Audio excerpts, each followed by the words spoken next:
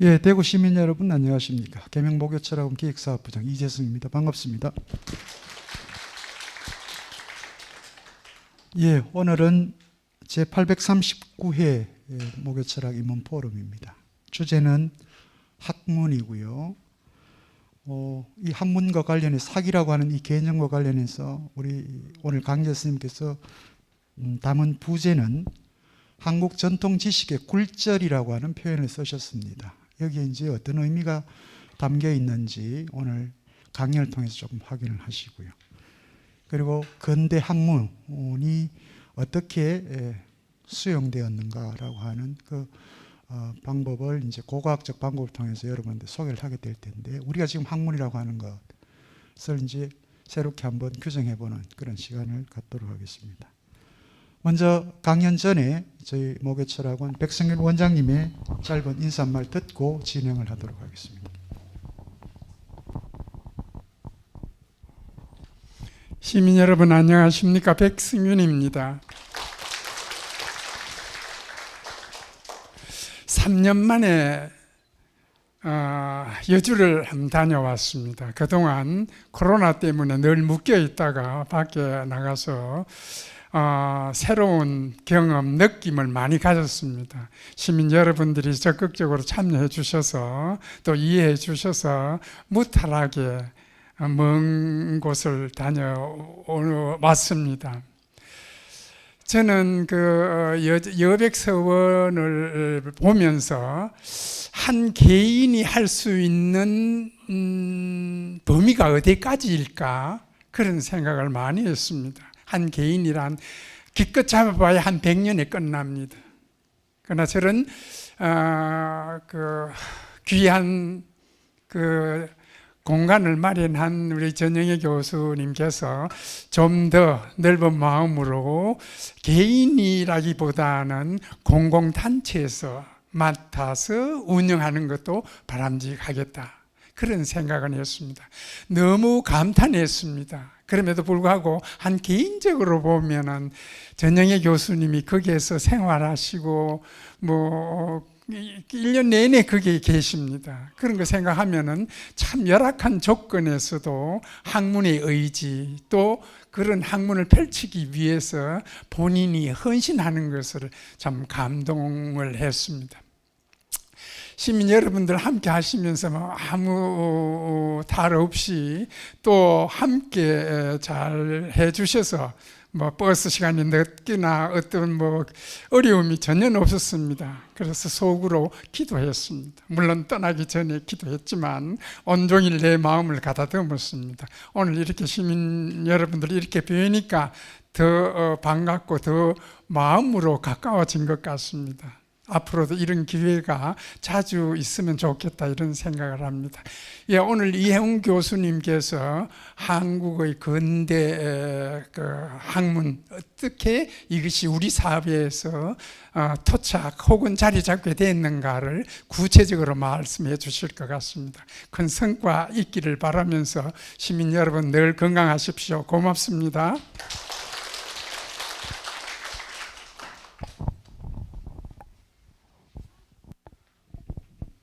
예, 고맙습니다. 저 마스크 벗었습니다. 예, 정말 고통스러웠습니다. 지금도 마스크 끼고 계속 강의를 하는데 코하고 입 주위가 성할 날이 없었습니다. 아주 다행스럽게 생각을 합니다. 예, 오늘 839회 한국 전통 지식의 굴절과 근대 학문의 기원이라고 하는 주제를 가지고 여러분에게 강연해 주실 우리 이행훈 교수님을 연단에 모시기 전에 짧게 소개를 드리겠습니다. 서울성균관대학교 한국철학과를 졸업하셨고요. 동대학원에서 석사 및 박사학위를 취득하셨습니다. 한림대학교 성균관대학교 동아시아 학술원 박사 후 포닥을 역임하셨고요. 이후에 강원도에 있는 한림대학교 한림과학원 HK 연구교수를 거치고 2012년부터 현재 한림대학교 한림과학원의 HK 교수로 재직하고 계십니다. 아주 소중한 책들을 세상에 내놓으셨는데요. 2012년에 개념의 번역과 창조라고 하는 공동저서를 내놓으셨고요. 그리고 소명출판사에서 2016년에 학문의 고고학이라고 하는 아주 중요한 그런 저서를 세상에 내놓으셨습니다. 그리고 푸른 역사라고 하는 이 역사 전문 출판사입니다. 서울에 제가 살고 있는 서울 동네 길 건너에 있는 조그마한 한옥집에 이 사장님이 계세요. 저도 가끔 산책하다가 이렇게 들리기도 하는데 그 푸른 역사라고 하는 출판사에서 한국의 근현대 개념으로 읽다라고 하는 또 공저를 세상에 내놓으셨습니다. 2016년에 출판한 학문의 고고학은 2017년 대한민국 학술원 우수 학술도서로도 선정되기도 했었습니다. 오늘 839회 한국 전통지식의 굴절과 근대학문의 기원이라는 주제를 가지고 강연해 주실 이행훈 교수님을 연단에 모시겠습니다. 큰 환영의 박수 부탁드립니다.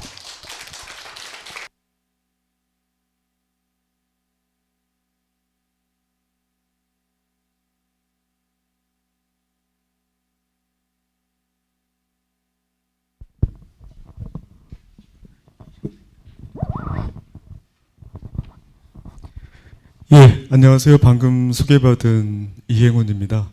839회 굉장히 그 유구한 역사 전통을 갖고 있는 모교철학 인문 포럼에 이렇게 소중한 자리에 발표할 기회를 주신 원장님 또 여러 선생님들께 감사의 말씀을 드립니다. 소개해 주신 것처럼 저는 2008년도부터 한림대학교 한림과학원에서 연구를 진행하고 있습니다. 특히 관심을 갖고 있는 것은 이 한국 개념사인데요. 그 개념사를 일종의 방법론으로 받아들여서 한국의 전통 지식이 근대 들어서 어떻게 변화했는가라고 하는 주제에 관심을 갖고 연구를 진행하고 있습니다. 흔히 요즘 그 학문하면 뭐 대학의 이제 학과제도 고등교육으로 떠올리실 텐데요. 예, 과거에는 이제 문사철이라 그래가지고 삼과제도가 이렇게 정착이 되고 안착이 됐습니다. 근데 요즘은 대학의 철학, 지금 철학 인문 포럼인데요. 대학의 철학과가 없어지는 추세입니다. 저는 전공을 철학을 했고, 나와 보니까 이제 대학에서 철학과가 없어지고 있네. 더군다나, 저는 이제 한국 철학을 전공을 했는데요. 예, 한국 철학과가 없습니다. 예, 실제로. 제가 입학할 때, 대학교에 입학할 89년 당시에는 대한민국의 유일한 학과가 이제 성균관대학교에 한국철학과가 있었고 그 위에는 이제 동양철학과, 뭐 유학과 이런 것들이 있었습니다. 그게 굉장히 특이하죠. 한국 대학에서 철학을 하는데 한국 철학과가 없다. 예, 아마 그런 문제 의식이 제가 한림과학원에서 이제 개념사를 방법론으로 받아들이면서 이런 전통 지식이 어떻게 변해갔는가, 그리고 오늘 여기 오신 여러 선생님들께 말씀드리고자 하는 부분이 되겠습니다. 예, 뭐 전체 이야기 순서는 이렇고요.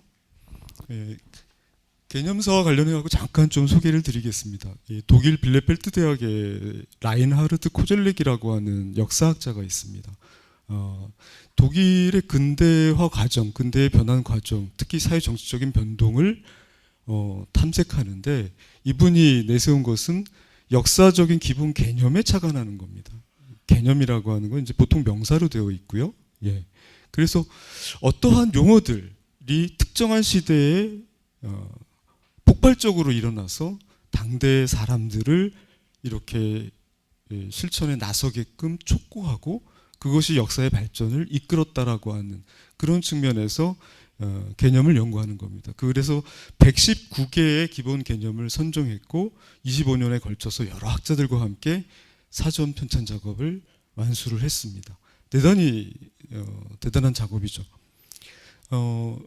가령 예를 들면 총 7책으로 구성되어 있는데 119개 항목은 이렇습니다. 기독교 민주주의, 계몽주의, 소유권, 이데올로기, 자유주의, 보수주의, 정당, 공화국, 혁명, 국가주권, 문명, 문화, 민족. 뭐 보시면은 이전에는 없었던 새로운 개념들도 있고요. 그러니까 이전이라고 하는 것은 근대화를 겪게 되는 1800년대 뭐 그런 징조가 나타나는 시점부터 해가지고 근대 이르기까지 오늘 우리가 얘기할 이제 학문이라고 하는 것은 어떻게 보면은 이런 근대적인 변화 속에서 전통적인 어떤 지체가 변화해 온 것을 쫓아가는 것인데요. 제가 추구하는 방법은 이 그 수용된 언어들, 개념들, 학술 용어들을 통해서 접근하는 것입니다. 그래서 크게는 철학과 과학, 종교를 중심으로 말씀을 드릴 예정입니다.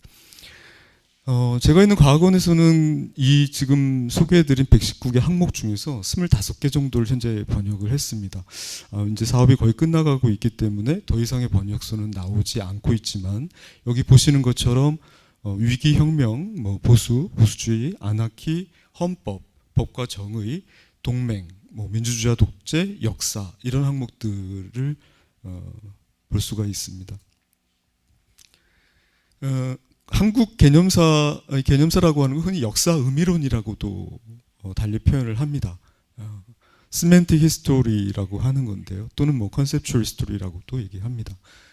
그런데 이 언어라고 하는 것이 근대 이전에 있었던 언어가 근대 들어서 어떤 변화를 겪게 되는가라고 하는 거를 관심을 갖고 보는 겁니다. 그래서 과거의 현재와 현재 쓰이고 있는 언어가 과거에 담고 있었던 의미가 어느 정도 지속이 되는 한편으로 또 변화를 일으키고 있는 양상 사이에서 차이점들을 찾아서 그 변화를 통해서 근대를 진단하고 인식하는 거라고 할 수가 있겠습니다. 이때 그 기본 개념이라고 하는 것은 과거의 경험들이 응축되고 여러분들 그 요즘 뭐 일본에서 지진이 이렇게 일어나고 있잖아요. 그러면 단층이 막 흔들리고 지각이 변동됐다는 얘기들을 하죠. 역사와 문화라고 하는 것도 사실 그렇게 켜켜이 쌓여 있는 겁니다. 그러니까 새로운 어떤 사조나 사상이 그냥 뚝 떨어지는 것이 아니라 아무것도 없는 데서 그런 역사 문화 전통 속에서 만들어지는 것이죠. 근대라고 하는 변화도 결국은 그 당대를 살고 있는 사람들이 과거로부터 역사 문화 속에서 축적되어 온 어떤 경험들 그리고 그 운축된 경험들이 새로운 어떤 사회적인 요구를 맞닥뜨리면서 어떤 단어들을 통해서 폭발적으로 이렇게 응집되고 또 역사를 추동해 나가는 사회 변화를 추동해 나가는 그러한 개념들에 주목하는 것입니다. 뭐 소개해 주셨습니다만은 그래서 2016년도에 그 한 10여 년간의 연구 성과를 묶어서 책을 출판을 했습니다. 특히 이 번역이라고 하는 측면에서 보자면은 뭐 학문도 그렇지만 서구의 학문을 이제 번역해서 번역서가 나오잖아요. 그런 것들 대학에서 막 그 교재로 사용하기도 하고 강의도 하고 그렇죠. 근대 시기에도 마찬가지입니다. 새로운 학술 사조들이 이제 당시의 인쇄술의 발전에 따라서 언론과 잡지들이 대거 출판이 되게 되고 그래서 그런 근대 매체를 통해서 서구의 뭐 뉴스뿐만 아니라 다양한 학술 사조들이 소개되게 되는데요.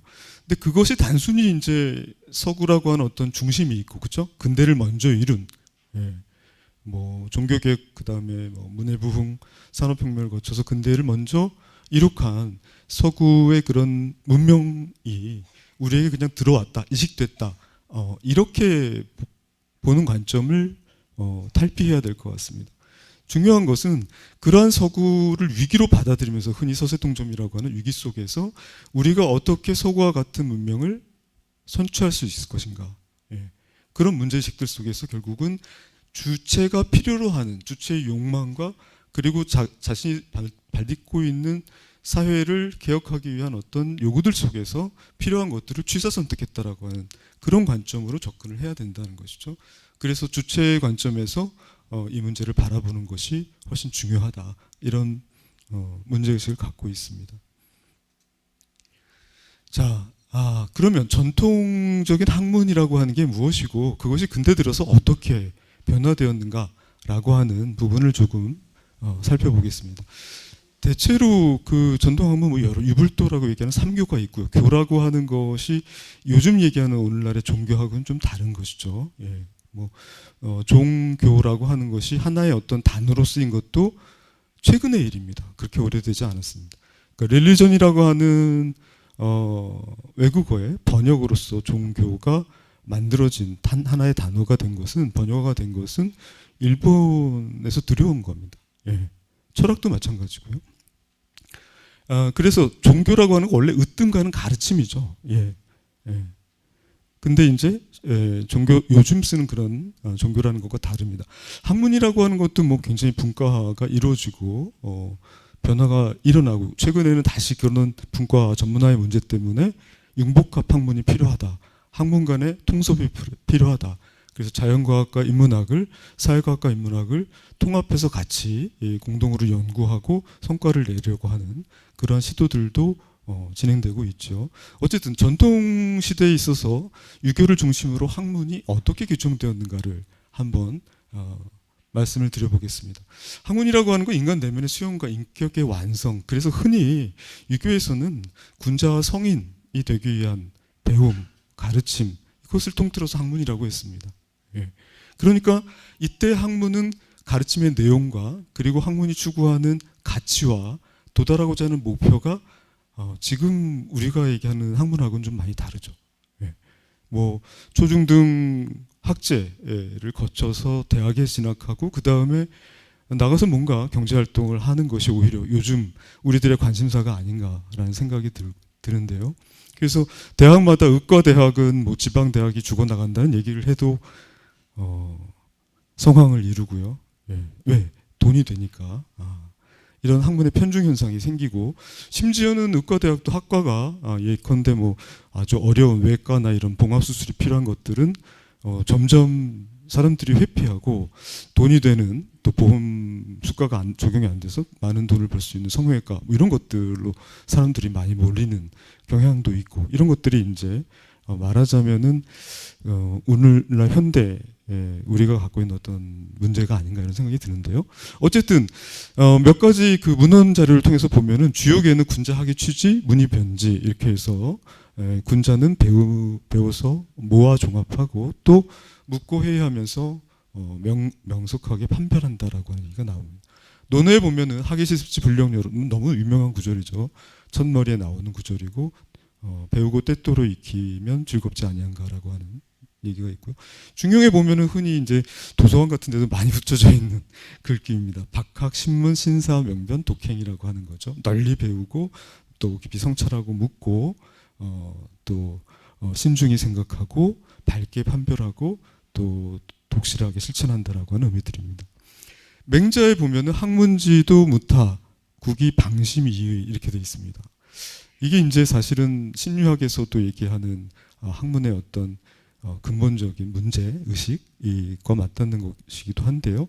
학문의 도라고 하는 건 다른 게 달리 있는 게 아니다 그런 얘기입니다. 뭐 오직 놓아진 다음을 구하는 데 있다라고 하는 거죠. 지금 이 자리에 앉아 있지만 오늘 저녁에 해야 될 여러 가지 일들을 지금 고민하고 걱정하시는 분도 계실 겁니다. 마음이 이 자리에 있지 않고 내 몸을 떠나서 있는 거죠. 공간을 벗어나 있는. 뭐 우리가 살다 보면 그런 경우들이 많이 있습니다. 예. 특히 현대 사회에서 자신이 자신의 어떤 삶의 주인이 되지 못하고 오히려 외부의 평판에 이끌려가는 경우도 많죠. 예. 뭐 여러 가지 사항을 얘기를 해볼 수 있지만 어쨌든 그렇게 내가 온전히 나의 어떤 마음의 주인이 되지 못하는 그러한 것을 바로잡는 그게 이제 학문의 길이었습니다. 목표였고. 그래서 학문은 주체의 내면적인 수양과 사회적인 실천 그리고 최고의 덕을 실현하는 것으로 우리 여러분 사서삼경 특히 이제 대학이라고 하는 책을 보면은 삼강령과 팔주목이 있습니다. 삼강령이 바로 이 내용을 담고 있는 겁니다. 학문에 대한 가장 큰 별이 이 줄기를 정해놓고 있는 거죠. 대학의 도라고 하는 건 뭔가 명덕을 밝히는 데 있고 백성을 새롭게 하는 데 있고 그리고 지극한 선에 도달해서 거기에 머무는 데 있다라고 세 가지를 제시한 거죠. 오늘날 대학 뭐 학제 기관으로 따져도 태학이라고 하는 명칭이 비슷하긴 합니다. 예. 근데 어떻습니까? 지금 우리 대학이 진리의 상아탑 과거에는 이렇게 불렸고 요즘의 대학이 추구하는 학문의 목표는 무엇인지 비교가 될 만한 일이라고 생각을 합니다. 다시 논어 맹제에서 조금 더 살펴보겠습니다. 여러 가지 이제 실천 항목들이 있겠지만 효제, 신 이런 것들이 뭐 보이고요. 그 다음에 행위여력즉위 학문이라고 해서 이런 것들을 실천하고 실행하고 나서 남은 힘이 있으면 어떻게 글을 배운다라고 했습니다. 지와 행이라고 하는 암과 실천이라고 하는 것이 사실 선호 문제로 뭐 이렇게 얘기가 많이 되는데요. 배워야 실천할 수 있는 거 아닌가, 그런 것도 분명히 맞죠. 또 반대로 실천이라고 하는 경험을 통해서 독서도 하고 강의도 듣고 토론도 하면서 그 가운데서 얻어지는 암도 있습니다. 그래서 선지후회인가 선행후지인가 라고 하는 논란이 있긴 있는데요. 뭐 그건 굉장히 또 철학적인 문제이기도 하고, 근데 어쨌든 논어에 보면은 실천을 통해서 그 다음에 힘이 나오면 글도 좀 읽고 하라고 되어 있습니다. 물론 그 앞에 더 중요한 것은 효지신이죠. 아주 기본이 되는 일종의 그 도덕적인 규범들을 제시하고 있는 겁니다. 전통적으로 유교가 갖고 있는 학문의 어떤 그 대상, 영역이라고 하는 건 인간입니다. 이런 도덕과 관련된 문제들. 그래서 공자는 이제 괴력난신에 대해서는 얘기하지 않았고, 자연의 뭐 신기한 현상이라든가 방술이나 미신에 대해서는 별로 관심을 두지 않았습니다. 또 계로가 귀신을 섬기는 일에 대해서 물으니까 뭐라고 얘기했냐면, 사람을 섬기는 것도 제대로 못하면서 어떻게 귀신을 섬기는 거를 따지겠는가라고 얘기를 했고요. 또 그러면 죽음에 대해서는 어떻게 생각하십니까? 그 전체 학기 주제 죽음을도 있는 것 같은데요. 미지생, 살아가는 것도 다 모르는데 죽고 난 이후의 일을 어떻게 따지겠는가, 알겠는가, 이렇게 얘기합니다. 또 안연편에 보면은 번지가 인에 대해서 묻습니다. 뭐 공자의 인사상이라고 하는 것이 워낙 대표적인 것이니까요. 근데 뭐라고 대답하냐면 애인, 사람을 아끼고 사랑하는 것이다. 인이라는 건 이렇게 얘기를 하죠. 그러면 알미라는 건 뭡니까? 지인, 사람을 아는 것이다.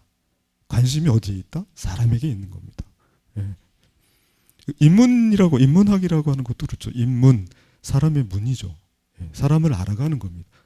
사람의 본질이 무엇이고, 그리고 그 본질을 깨달아서 어떻게 살아가는가에 대한 끊임없는 자기 성찰을 통해서 사회, 뭐 요즘 말로 하면 국가, 또 한 구성원으로서 올바른 길을 걸어가도록 끊임없이 자기를 채찍질하는 것이죠. 근데 그것이 사람에게만 머무는 것이 아니라, 그러면 흔히 이렇게 얘기합니다. 유교는 뭐 혈연주의 뭐 얘기를 많이 하고요. 연고가 문제가 있다, 이렇게 부정 비판을 하는데, 맹자에 보면은 인민이 어디까지 애물, 나 외에 사람뿐만 아니라 이웃과 또 국가와 나와 다른 인종과 다른 종교를 가진 사람과 심지어 어디까지 우주 자연에 이르기까지 인을 미쳐가는 겁니다. 중용 첫머리에 여러분 그 천명주의성 소수성주의도 수도주의교라고 하는 말이 나오죠. 인간의 본성은 하늘로부터 부여받은 것이고 그건 대동소이합니다. 인종이나 국가, 민족의 경계를 넘어서는 그런 보편적인 인간의 어떤 본질에 대해서 얘기를 하고 있고, 흔히 그거를 이제 유교에서 또 특히 맹자의 성선설로 요약을 하기도 하는데요. 어쨌든 그러한 본성을 잘 지키고 보존해 나가는 것이 말하자면 인간이 살아가는 길이라고 얘기를 했습니다. 그리고 그러한 길을 끊임없이 탐구하고 성찰하는 것이 학문이다라고 얘기를 했던 것이죠. 대학에는 이런 학문하는 방법으로 견물지지라고 하는 말을 합니다. 제가 삼각령과 팔조목이라고 하는 말씀을 드렸는데요. 삼각령이 아까 명명덕과 신민과 지어지선이었잖아요. 그 밑에 보면은 여러분 잘 아는 수신제가 치국 평천하라고 하는 대목이 있습니다. 팔조목의 일부죠. 근데 그 수신제가 치국 평천하를 이루는 가장 첫 번째가 뭐냐? 견물지지입니다. 견물지지. 물에 나아가서 알을 이룬다라고 하는 거죠. 인간이 살아가는데 우리가 태어나면서 많은 경험들을 합니다. 배가 고프면 밥 달라고 울기도 하고. 근데 어떤 순간에는 그런 본능적인 것으로부터 감정을 조절해야 되는 것도 배우고, 그리고 나와 다른 남과 더불어서 함께 살아가야 된다는 것도 익힙니다. 자아가 형성이 되는 것이죠. 경물지지라고 하는 것은 물에 나아가서 알을 이루는 것인데요. 그와 비슷한 말로는 증물이 군길이라고 하는 말이 있습니다. 역시 물에 즉해가지고 물에 나아가서 그 안에 담겨있는 이치를, 법칙을 탐구하는 것입니다. 그런데 경물지지라고 그러면 그럼 주자가 이 문제에 대해서 굉장히 관심을 갖고 많은 주석을 남겼는데요. 만년까지. 그러면 유학은, 또 신유학은 자연과학적인 요소 굉장히 강조한 게 아닌가라고 생각해 볼 수도 있을 겁니다.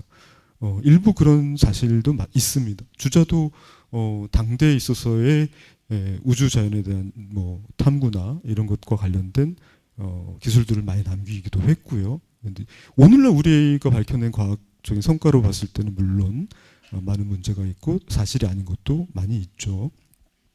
어쨌든 그래서 중요한 것은 이 경물치지라고 하는 것이 아까 말씀드린 것처럼 누적되어 온 인류가 쌓아온 축적해온 지식들, 역사 문화적인 경험들이 담겨 있는 성경 현전 또 사서, 역사서 이런 것들을 통해서 감개로 삼고 교훈을 그 안에서 발견하는 이런 것이 조금 더 1차적으로 되어 있습니다.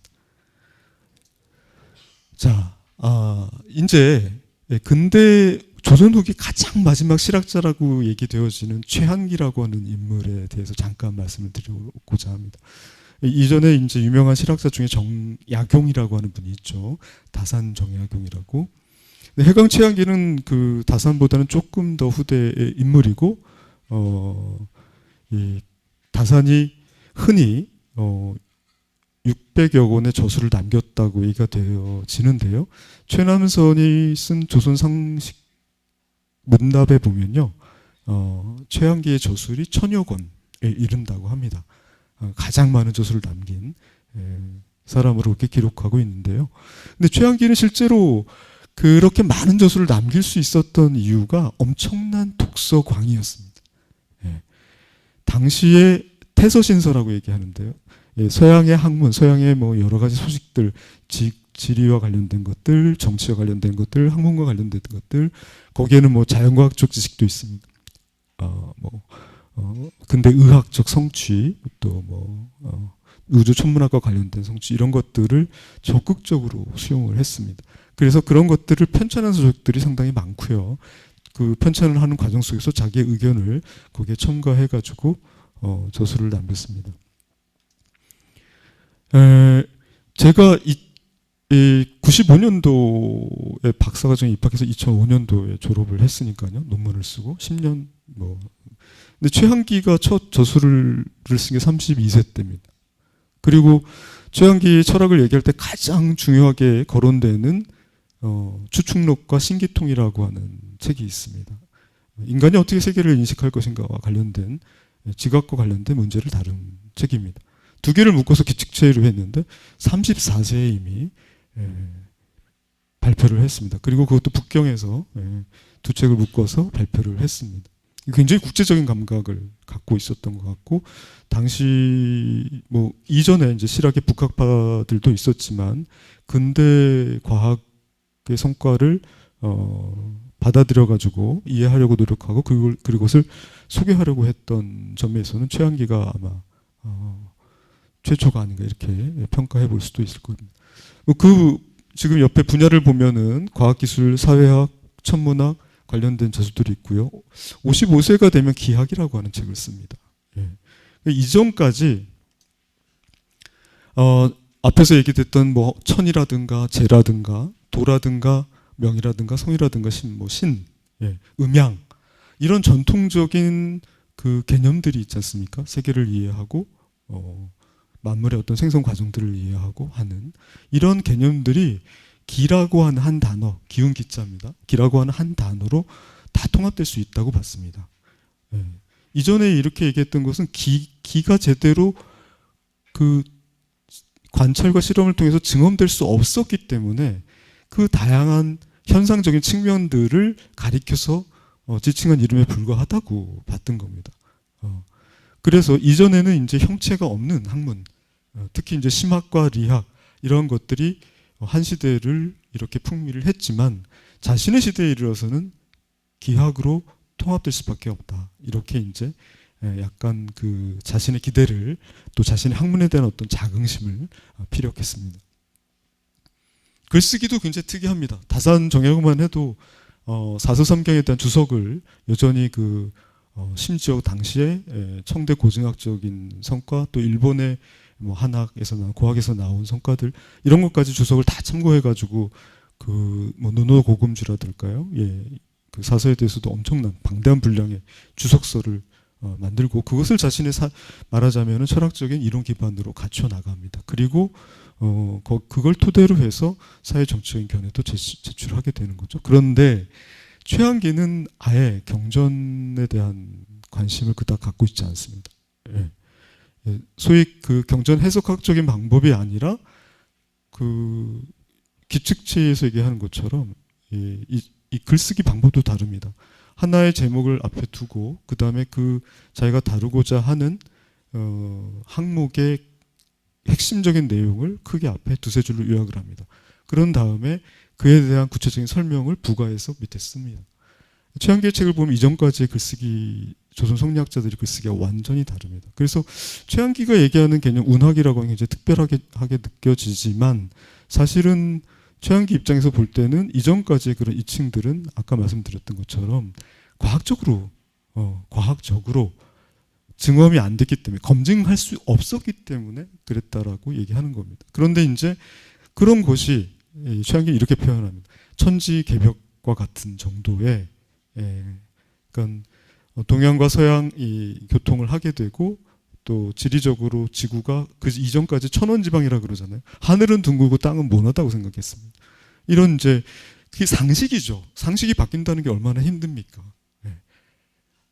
그런데 그런 상식이 이제 지구가 둥글고 지구가 중심이 아니라 태양이 중심으로 우주가 운행하고 있다라고 하는 이런 사실들이 충격으로 다가오는 거죠. 그래서 자신의 학문이 이제 그 기하학으로 이제 통합해 보려고 하는 시도를 했는데요. 서구의 천문 이런 성과들을 받아들여서 우주의 행성의 운행을 설명하는 것을 흔히 기륜과 섭동이라고 하는 단어로 얘기를 해볼 수가 있습니다. 기륜이라고 하는 것은 기의 바퀴입니다. 여러분이 그 작은 왜 저기 뭐 요즘에 이렇게 연못가에 뭐 이렇게 동전 같은 거 던져가지고 분수대에 쌓고 그러잖아요. 아무런 울림이 없는 연못에 동전 하나를 딱 던지면 파장이 일입니다. 동심원을 이루면서 커져가죠. 기륜이라고 하는 건 그렇게 이해하면 됩니다. 지구가 여기 있습니다. 지구의 힘이 기가 미쳐가는 범위가 있을 겁니다. 그게 달을 끌어당깁니다. 달은 회전하면서 벗어나려고 하는 원심력이 있습니다.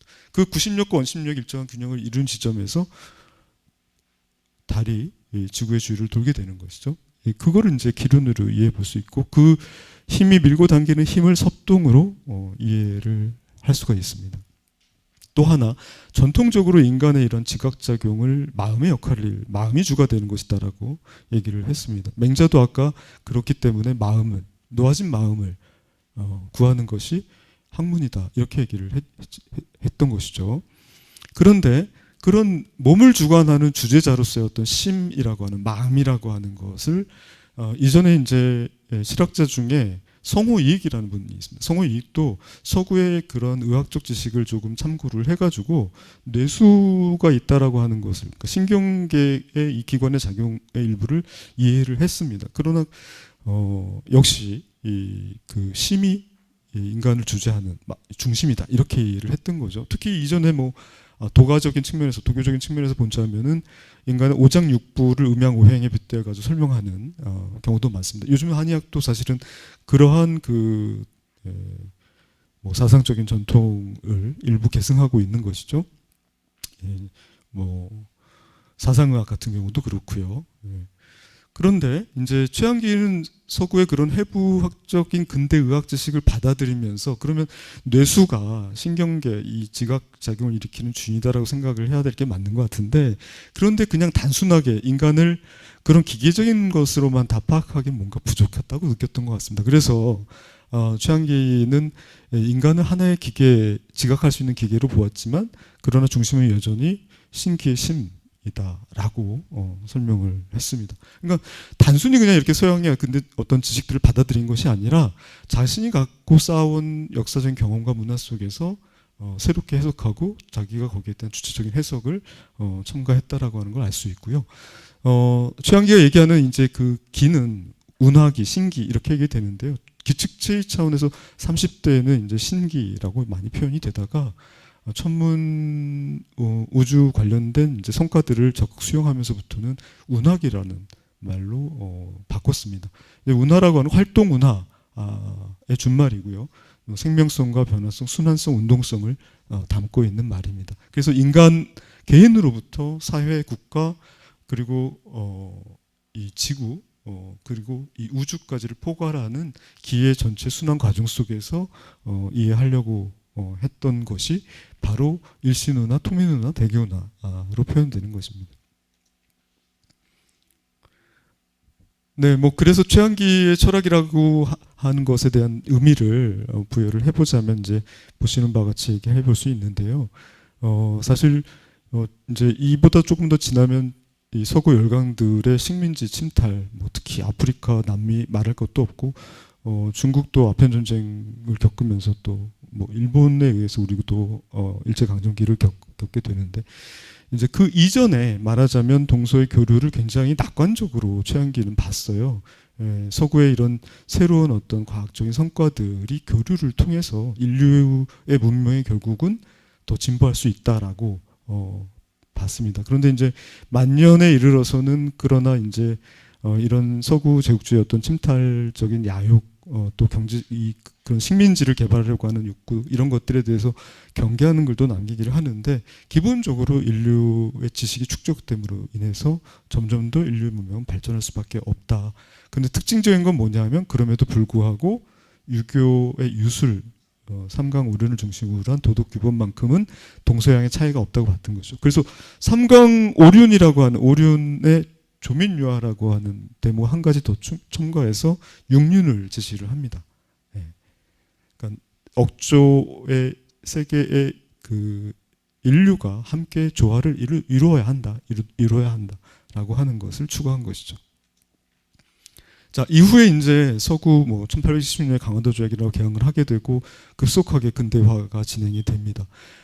그 서구에서부터 밀려 들어오는 문물들에 이제 맞서 가지고 전통적인 지식을 갖고 있었던 유학자들은 많은 반감을 일으키게 되거든요. 예, 어떻게 이제 특히 겉으로 드러난 복식과 뭐 이런 또 생활 규율의 차이들, 1800년대 후반, 1900년대 초반이 되면 이제 기독교가 또 굉장히 많이 도착화를 하게 되고요. 신자도 굉장히 늘어납니다.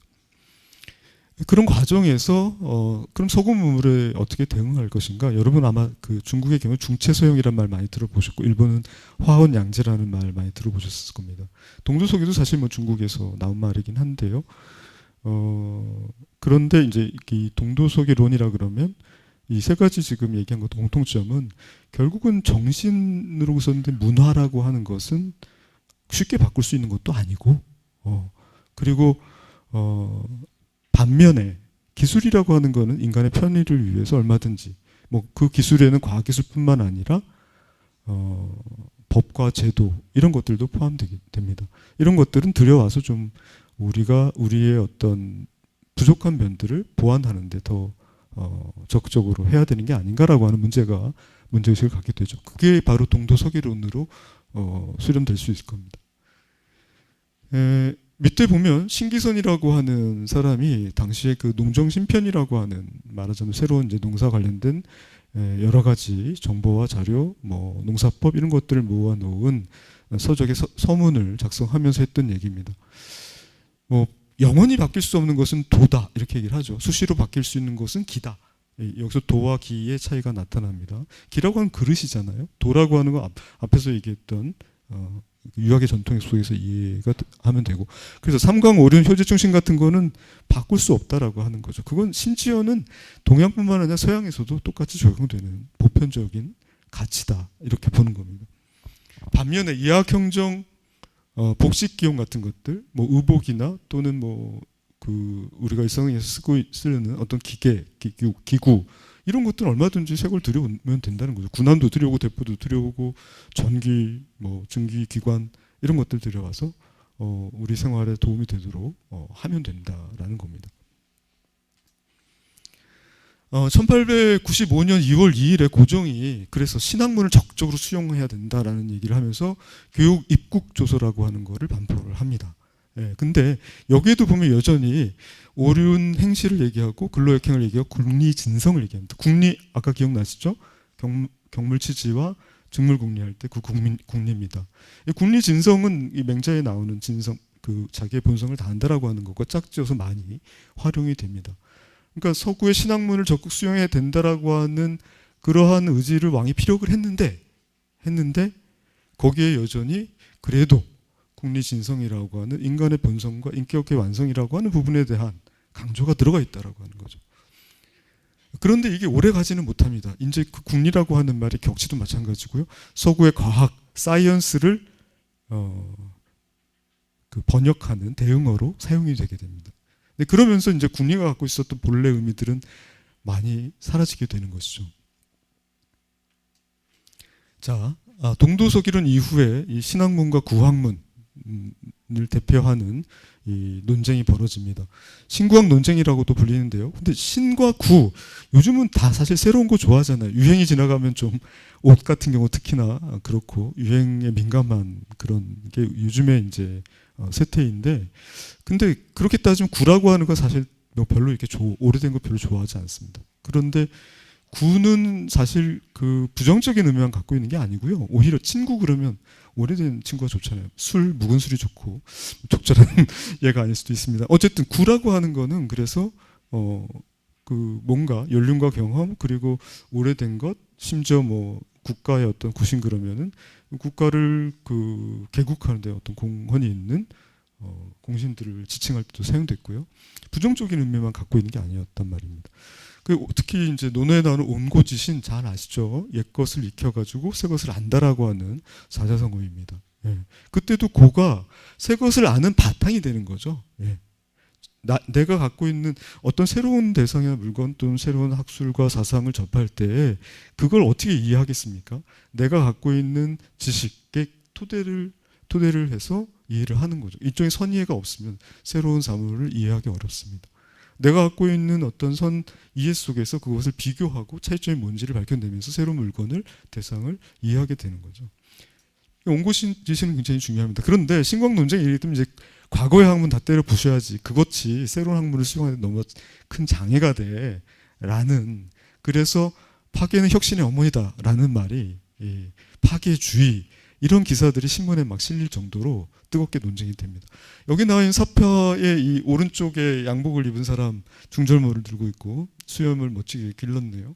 유길준입니다. 서유견문을 쓴 유길준입니다. 유길준이 이제 서유견문에서 우리 대화는 반개의 수준에 머물러 있기 때문에 문명 개화로 나아가야 된다. 물론 일본의 후쿠자 유기치라고 하는 당시 계몽사상가의 글을 상당히 많이 차용한 것이긴 하지만 어쨌든 유길준 이 지금 나와 있는 이 사파는 노동야학 독본이라고 하는 유길준의 책에 포함되어 있는 겁니다. 그래서 노동야학회의 고문인 유길준 씨가 노동자하고 악수를 하고 있습니다. 뭐라고 얘기하냐면 이복에 나라를 위하여 일하시오. 그리고 사람은 배워야 합니다. 여기 이렇게 써 있습니다.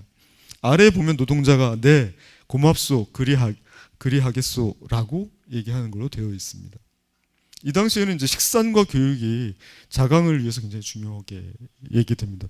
다수의 지식인들이 산업을 일으켜야 되고 진작시켜야 되고 그리고 교육에 힘써야 된다. 그래서 이제 각종 학교들이 근대식 학교들이 설립되는 시점입니다. 아울러서 대동전문학교에서 나온 대동학교 월보라고 하는 책에 지금 표지가 저기 왼쪽에 있습니다. 대동학교 월보를 보면 신의 용례가 어떻게 쓰였는지 제가 이제 개념이라고 하는 것이 일정한 기간 동안에 의미를 지속하고 변화되는 양상을 추적한다고 했지 않습니까? 그래서 대동학교에 나와 있는 신의 용례를 찾아봤습니다. 신법, 신사상, 신당, 신사, 새로운 역사죠. 새로운 학교, 신식, 새로운 백성, 새로운 덕. 덕도 새로워집니다. 앞에서 하늘로부터 부여받은 본성, 동양서양 다 똑같은 건데 덕이 새로워집니다. 공기도 새로워집니다. 새로운 정신이 필요하고 새로운 세계, 새로운 학문, 새로운 시대적인 요구, 새로운 시대, 새로운 천지, 새로운 사회, 또 새로운 건설 이런 것들이 신문명으로 나아가는, 그래서 신이라고 하는 용법이 이렇게 쓰이고 있습니다. 구는 그럼 어떻게 쓰이냐? 구염, 오염된 겁니다. 옛 것에 물들어 있는 겁니다. 구습, 구태에 의한 습관들입니다. 과거의 습관들입니다. 구법, 구패, 구학, 구제, 구문, 구방, 옛나라죠. 구학문, 구학, 구태, 구관념, 구역사, 구습계량론, 구일실학. 어떻습니까? 지금 앞에서 얘기했던 원래 신구의 사전적인 의미하고 많이 다르죠. 굉장히 부정적인 뉘앙스를 띠고 있습니다. 구가. 그런데 대체로 이 시기의 신구학 논쟁의 이 논쟁의 큰 극단을 제외하면, 그러니까 완전히 서구학문을 받아들여서 서구화해야 된다라고 하는 주장이 있는가 하면 유교 개신론이 중간에 있고, 그 다음에 전통 유교를 온전하지 않으면 안 된다라고 하는 유정척사 계열의 유림들이 있었죠. 그 중간은 대체로 신학문과 구학문을 서로 잘 참작해서 활용해야 된다라고 하는 주장이 대세를 이루긴 합니다. 그래서 용법을 보면 신구학문, 참작 신구, 학문에는 신구가 없다. 학무신구 이런 말이 나오죠. 신구교체, 세대가 교체되는 것을 얘기하고, 신구서적, 신구사상, 신구관념, 역시 참호신구 해서 신구를 참작해야 된다는 얘기죠.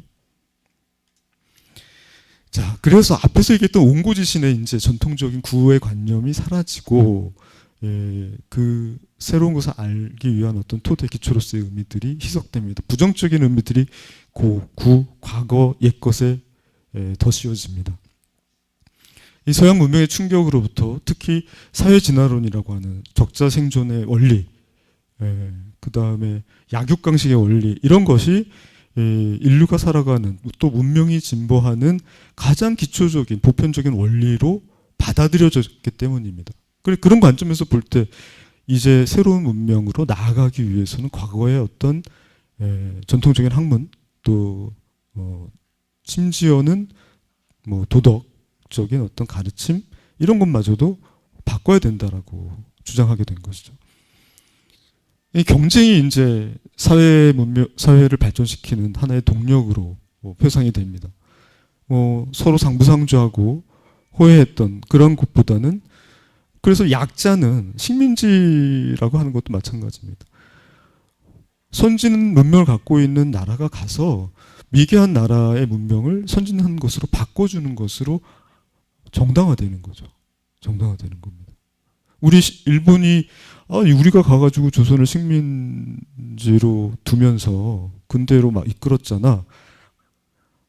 그런 주장들 하죠.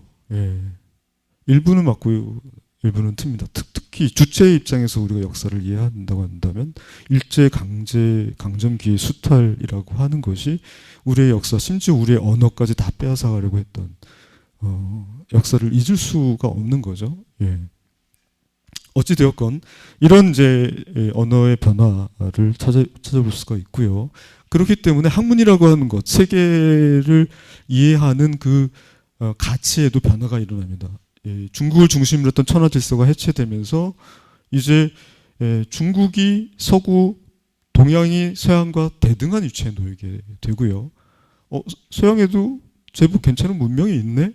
그러다가 서구가 특히 일본이 러일 전쟁, 중일 전쟁에서 승리하면서 서양의 문명이 압도적인 어떤 충격으로 다가오게 되는 거죠.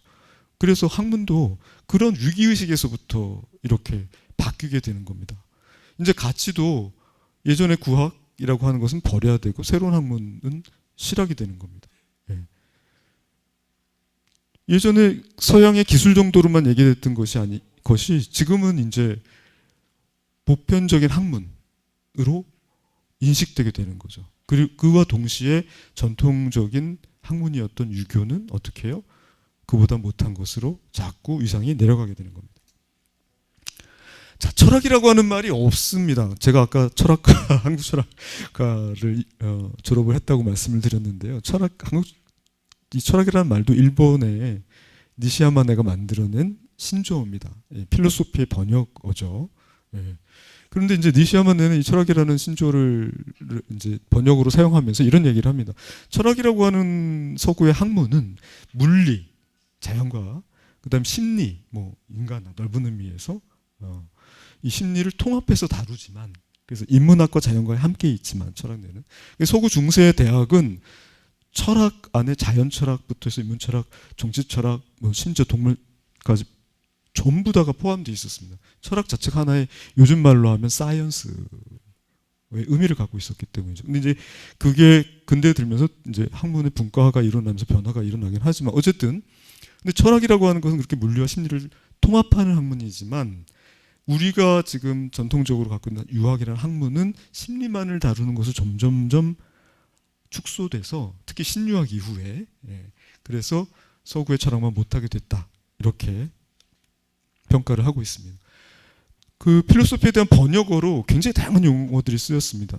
아까 말씀드렸던 격치학, 경물학, 경물은 뭐 사이언스의 자연과학에 대응하는 용어로 많이 쓰였는데 격치학은 필로소피의 번역으로도 사용이 됐습니다. 그 외에도 리학이라고 하는 말도 성리학이죠 원래는. 근데 이게 철학의 번역으로 사용됐습니다. 일본의 이노우에 데스로가 주도한 철학자이라고 하는 사전을 보면요. 거기에 이제 번역어가 1910년대에 들어서면서부터는 전부 리학이라고 하는 용어를 빼고 철학으로 바뀐 것을 확인해 볼 수가 있습니다. 중국에서는 1905년을 전후해가지고 이 리학이 철학으로 대체됩니다. 근데 이렇게 언어가 변화하는 것은 결국은 그겁니다. 리학이라고 하는 것이 성리학을 연상시키고 유교를 연상시킵니다. 그러면 온전히 이 서구의 특정한 어떤 학문인 필로소피가 갖고 있는 의미를 전달하지 못해요. 그리고 그것을 잘못 이해하는 오해가 발생하기 쉽습니다. 그걸 막기 위해서 이제 그 개념을 달리 사용하게 되는 거죠. 번역어를. 그래서 중국에서는 발음대로 뭐 비록소비아 한자로 이렇게 써 있고 경물국리학으로 번역했다가 그 다음에 성리학, 리학, 철학, 천리, 철학이 경쟁을 하다가 번역어로 철학으로 정착이 된 거죠. 우리는 지금 필로소피를 리학이라고 번역하지 않잖아요. 천리라고 번역하지 않잖아요. 철학이라고 하죠. 예, 이렇게 된 겁니다. 그런데 경물국리학이라고 얘기할 때에 이 서학범에 나오는 최초의 뜻풀이입니다. 사실은 비록소비아는 필로소피아의 음역이고요. 소리대로 한자를 적은 겁니다. 근데 그렇게 하면 모르잖아요. 표의 문자니까. 비록소비아가 갖고 있는 한자 글자로는 필로소피가 지혜에 대한 사람? 전달이 안 되거든요. 그래서 밑에 경물국리학이라고 하는 주석을 달았어요. 비록소비아의 뜻은 필로소피의 뜻은 경물국리학이다. 경물국리하는 거다. 굉장히 근사해 보이죠. 예. 그런데 그 서학범에서 경물국리학을 얘기할 때 경물국리의 학문적인 내용과 목표는 뭐였냐면 영혼을 탐구하는 겁니다. 그것은 신의 존재를 깨닫는 것과 관계되는 것이었습니다. 그러니까 경물국리학이 본래 갖고 있던 유학에는 신관념이 없어요. 물론 상제가 나오지만 세계를 창조한 어떤 유일신, 창조주의 개념과는 다르죠. 예. 근데 이때 쓰인 경물국리학은 그런 의미로 쓰인 겁니다. 그리고 철학이라고 하는 것은 서양의 고유한 어떤 매우 서구적인 특성을 갖고 있는 하나의 학문을 지칭하는 것이었다가 점차 그것이 어떻게 우리 동양 철학, 중국 철학, 인도 철학, 불교 철학 얘기하잖아요. 그런 것처럼 철학이라고 하는 용어가 그렇게 이제 우리의 학문적 전통을 가리키는 용어로도 사용이 되고 그리고 전통 지식 체계를 그러면서 자연스럽게 이 철학 안에 포섭해 나가는 학문의 어떤 재편성 과정이 이루어지게 됩니다. 근데 이 재편성은 철학이라고 하는 그 규정력 있지 않습니까? 철학은 뭐다라고 하는 뭐 요즘 형이상학, 논리학, 뭐 미학만 남았다고 얘기를 하지만 어쨌든 철학이 탐구하는 내용과 대상과 목적이 있는데 학문적인 이 그 체계 안에 전통 학문이 들어가면서 그것과 다른 그러니까 철학으로 포괄하지 못하는 부분들이 있어요. 분명히. 도교 철학이라고 해서 도교의 어떤 수행이나 뭐 이런 것들 그게 무슨 학문이야? 그게 과학적 탐구가 가능해? 빠지는 겁니다. 그러니까 하나의 어떤 학문과 개념과 언어가 들어와서 정착되는 과정에는 그러한 전통 지식 체계에서 취사 선택이 일어나고 또 배제가 일어나고 한다는 것을 알 수가 있습니다. 사이언스는 예전에 과학이라고 요즘 그렇게 얘기하잖아요. 자연과학, 과학 이렇게 얘기하는데 과학 그러면 과거를 수험 공부하는 학문을 과거제학, 과학이라고 그랬습니다. 의미가 다르죠. 일본에서는 메이지 초기까지 과학은 사이언스의 역어로 쓰였지만 뭐 학과, 그러니까 분과 학문 전체를 말하는 학과라는 용어로 쓰이기도 했습니다. 근데 이제 이것이 이전에는 뭐 격치학, 경물학 이런 것으로 번역되다가 역시 마찬가지로 철학처럼 리학이나 철학이 경쟁했던 것처럼 이런 뭐 경물학, 격치학 이런 것이 사이언스의 번역으로 쓰이다가 이제 과학으로 이렇게 번역어 경쟁 속에서 과학만 살아남게 되는 거죠. 자, 철학이라고 하는 것으로 우리 전통 지식을 이제 해석하는 것의 사례들을 세 가지를 갖고 왔는데 1915년에 쓴 양건식의 서초 강덕 격치학설이라고 하는 게 있습니다. 이 책은요 서양 철학자 칸트의 격치학설이라는 뜻입니다. 1915년에 흥미롭지 않습니까? 격치라는 말로 철학을 대신했습니다. 1921년에 강춘사는 천도교 신자입니다. 그 대중운동, 문화운동을 많이 펼쳤고요. 근데 동양도학의 책의 여하, 이 책은 동양철학 개론서입니다. 요즘 말로 하자면 동양철학 개론서인데 철학이라는 말 안 쓰고 여전히 도학이라는 말을 쓰고 있죠. 도학, 본문 내용의 철학이라는 말을 씁니다.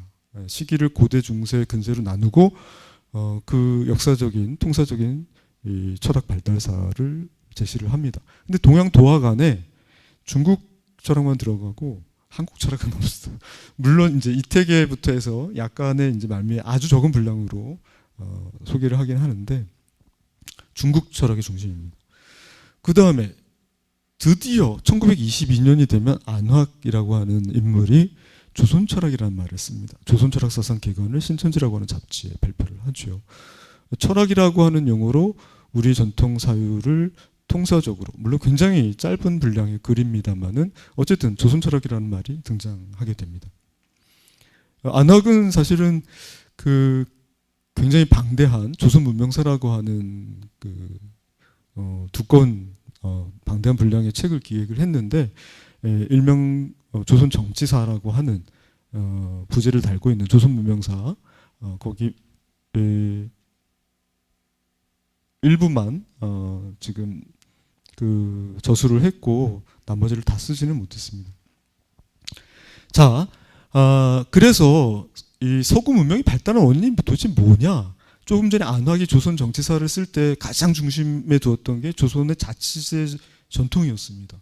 서구의 자치제 전통이 고대 폴리스의 전통에서부터 나왔다고 얘기하는데 아니야, 우리나라의 고대 역사를 살펴보면 자치 전통이 있어요 라고 이제 그 추적을 한 겁니다. 그래서 서구 문명이 발달하게 된 원인이 이제 정치제도에 있다라고 하는 인식이 당시 지식인들 사이에 상당히 많이 퍼져 있는데 그러면 그러한 사회 정치 제도가 왜 발달했는가라고 하는 물음을 던졌을 때 그 밑에는 철학이 있다라고 이제 얘기하는 인물이 그런 탐구에 이르는 인물이 성화 이인재라고 하는 유학자입니다. 한주 이진성이라고 하는 영남의 대표적인 그 인물이 있습니다. 그 밑에 면후 곽종석이라고 하는 사람이 있고 면후 곽종석의 제자입니다. 그러니까 이진성의 제전제자죠.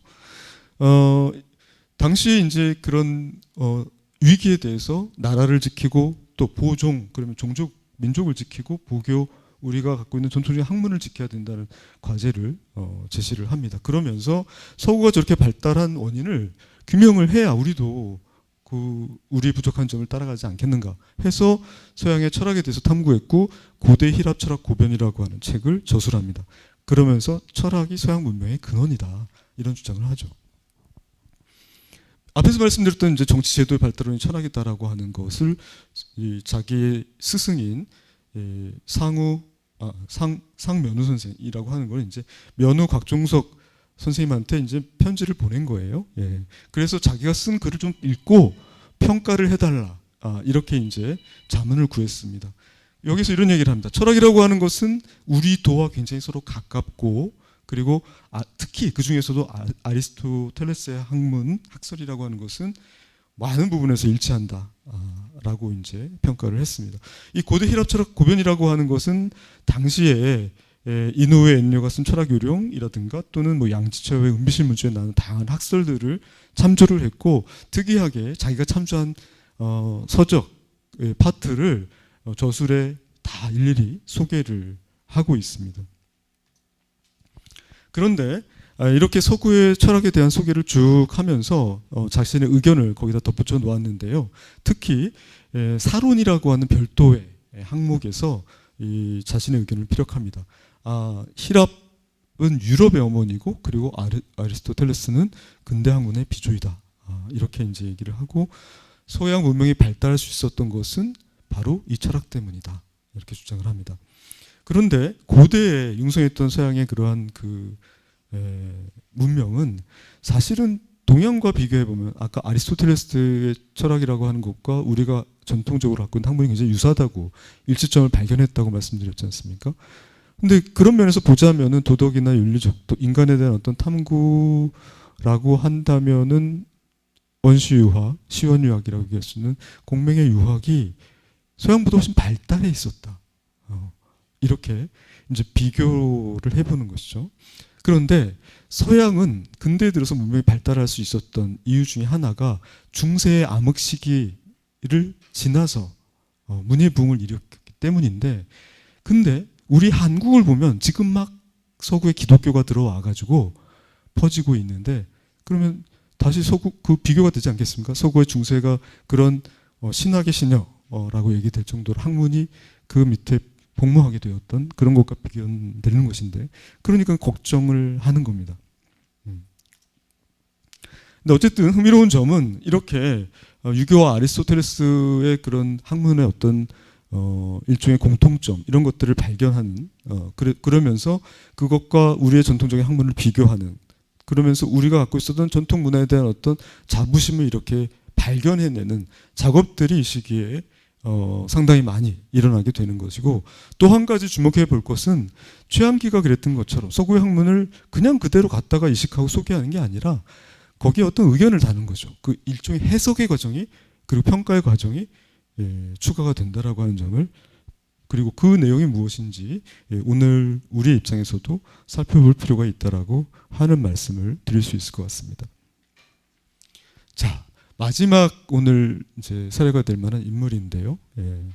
최병헌이라고 하는 인물입니다. 이 감리교회 3대 담임 목사, 정동교회 3대 담임 목사를 했고 감리교회 신도입니다. 한국 최초의 신학자로도 얘기됩니다. 근데 이 최병헌이라고 하는 인물이 흥미로운 게 그 과거 시험에 3번 응시했다 다 낙방했어요. 좌절을 하고 한학을 계속 해야 되는가? 그러니까 이제 이 얘기는 무슨 얘기냐면 아까 과거 제약 얘기를 말씀드렸지 않습니까? 이 수험 공부를 굉장히 많이 했다는 거예요. 관직에 나아가기 위해서. 근데 1890년대 중반에 이제 과거제가 폐지가 되잖아요. 시험 볼 수도 없습니다, 더 이상. 그런데 어쨌든 그렇게 이제 뭔가 좌절감에 빠져 있다가 윤치호라는 인물을 잘 아시잖아요. 뭐 말하자면 서구화론자인 윤치호 일기가 또 유명하죠. 영문으로 일기를 썼습니다, 당시. 근데 그 윤치호라고 하는 인물이 이 최병헌한테 당시 국내 들어왔던 존스 선교사의 목사, 존스 목사한테 당신이 좀 가가지고 저 사람이 한문도 모르고 한글도 모르고 하니 말도 좀 가르치고 해라. 글자도 좀 알려주고. 그래서 그 제의를 받아들이고 이제 존스 목사한테 한문과 한글을 가르칩니다. 이제 존스랑 교류가 한 2, 3년 이어지다가 이 존스 목사가 그 기독교를 좀 공부를 해보고 탐구해보면 어떻겠냐라는 제안을 합니다. 근데 이제 이전에 천주교도 박해가 계속 있어 왔던 것처럼 뭐 기독교 신교 자유가 일부 허용되긴 했지만 특히나 전통 유림의 입장에서는 이 기독교의 교리라고 하는 게 국가도 없고 애비도 모르고 임금도 모르고 오직 신 밑에 모두가 평등하다고 얘기한단 말입니다. 이게 받아들일 수가 없는 거죠, 도저히. 그래서 무부무군이라고 이 얘기를 하는데 그런 기독교 삼강오륜을 같이 논의할 수 없다라고 이제 비판을 합니다.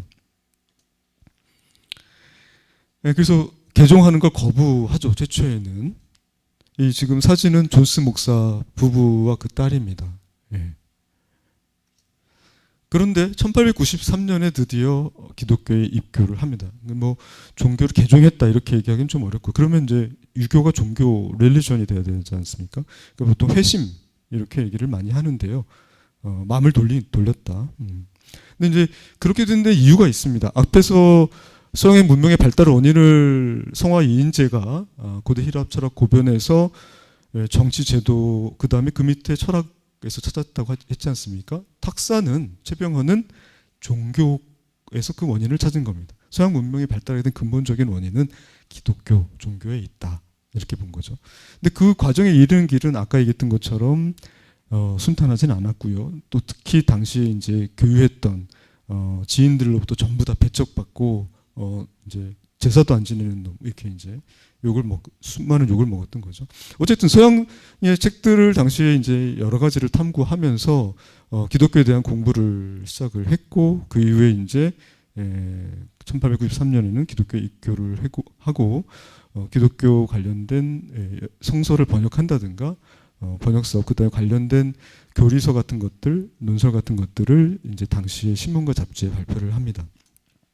신학월보라고 하는 책을 1900년에 창간이 되는데요.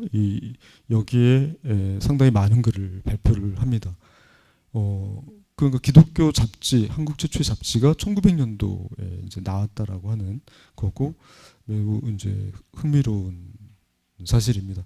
옆에 보면은 이쪽은 이제 영문으로 되어 있죠, 목차가.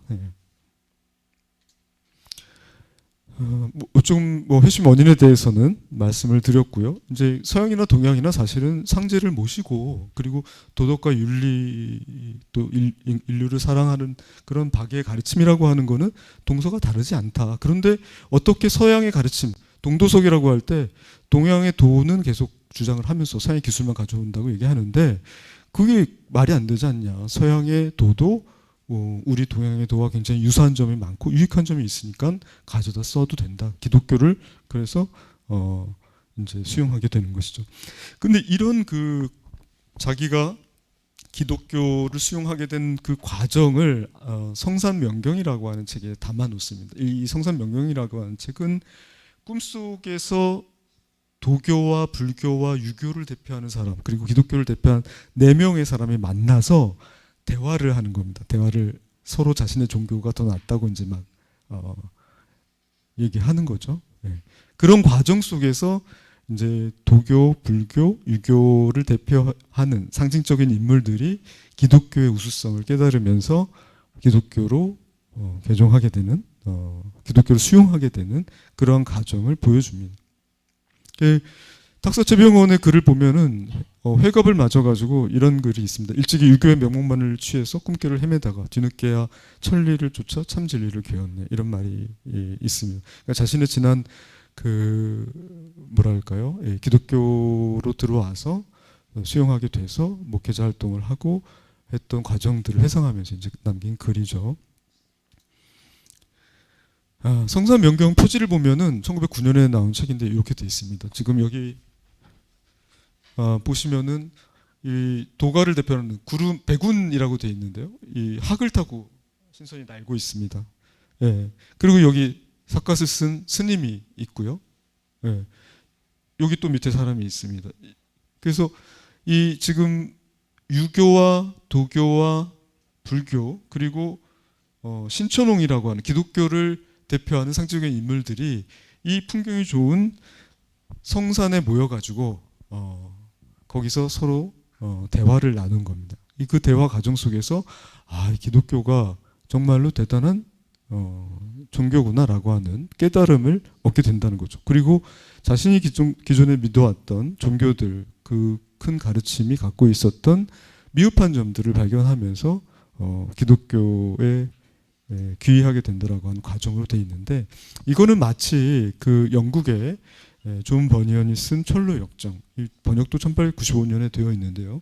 이렇게 되어 있습니다. 위에 영문이 있고 서문이 있고 밑에 한글이 이렇게 들어가 있는데요. 이 철로 역정과 굉장히 비슷한 내용 일종의 대화록 몽유체인데 철로 역정에 비견할 만한 책이다라고 이제 존슨 목사가 평가를 했던 것이죠. 철로 역정 번역서를 잠깐만 또 보시면요. 원래 이 사파는 여기 천사들이 있고 크리스천이 이제 고통을 겪으면서 여러 가지 역경을 겪으면서 천국에 이르는 과정을 서술한 글이지 않습니까? 근데 이제 보면은 번역서에는 천사가 선녀처럼 나와 있죠. 뭐 십자가가 있고 밑에 이제 그 갓을 쓴 한복을 입은 그런 사람이 있습니다. 요 넘어가고요. 예. 그래서 도교, 불교, 기독교가 어떻게 유교가 어떻게 그러면 이제 회심하게 되는가? 이제 도교를 대표하는 백운과 신천홍, 기독교를 대표하는 두 사람의 대화의 핵심 내용은 이겁니다.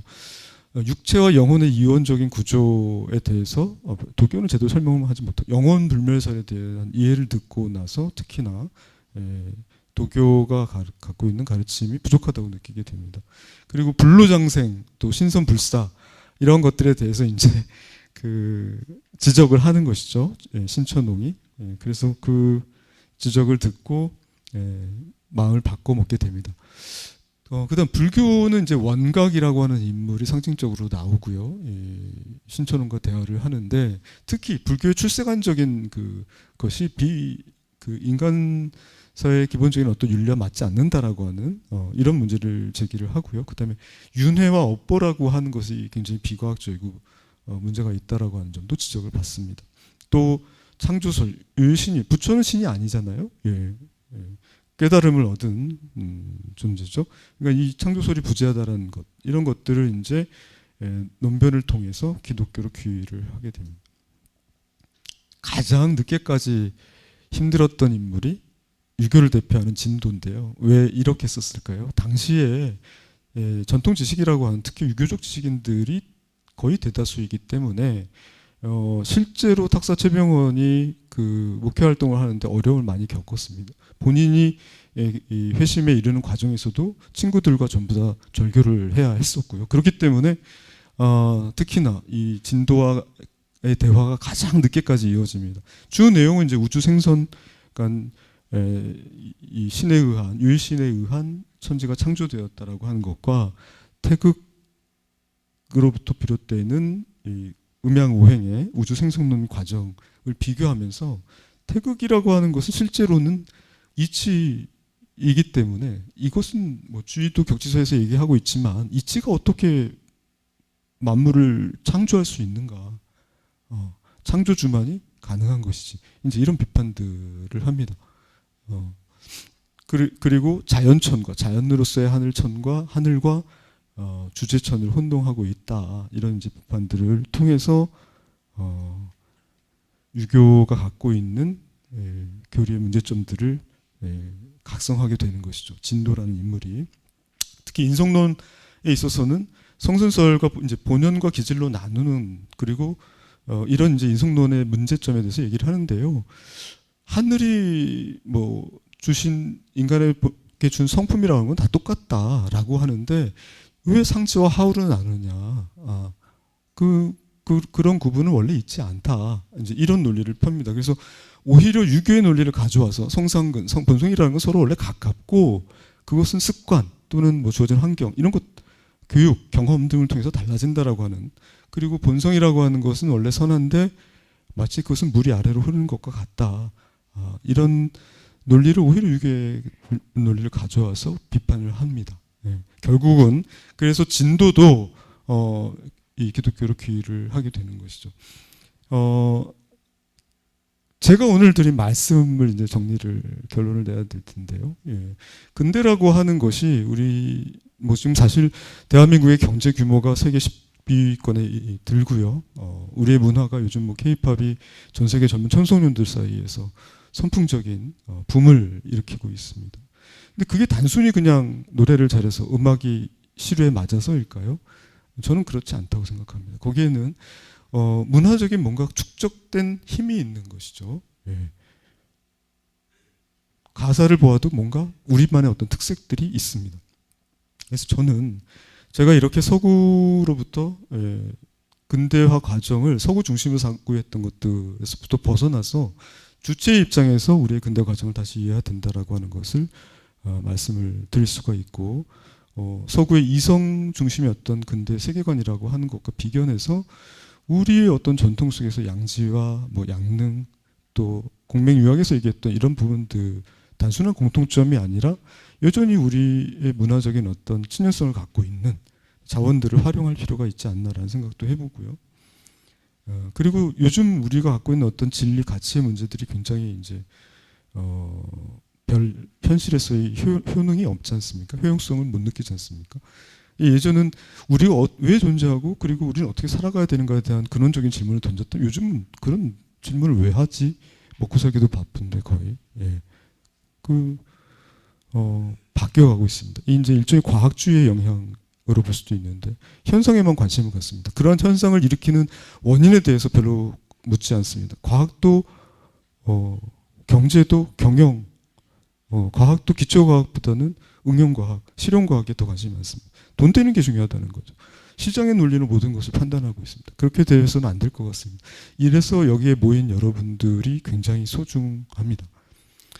서구의 근대화에 대해서 역사인류학자 리하르트 반델맨 이렇게 얘기했습니다. 서유럽의 무명한 모델이라고 하는 것은 서구 유럽의 모든 나라에 보편적으로 적용되기 어려운 특수한 모델이고 당연히 그러면 동양에 그게 다 적용되겠습니까?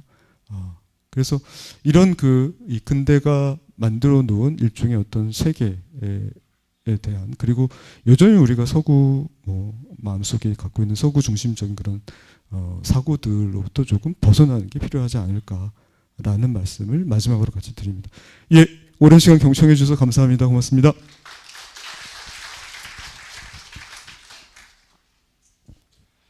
예, 고맙습니다. 뒤에 있는 시계 기준으로 해서 25분에 이 자리에서 토론 진행 이어가도록.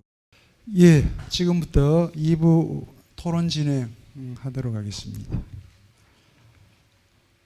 오늘 여러분들 주제가 한국 전통 지식의 굴절과 근대 학문의 기원이라고 하는 이 부제에 따라서 이제 진행이 됐는데,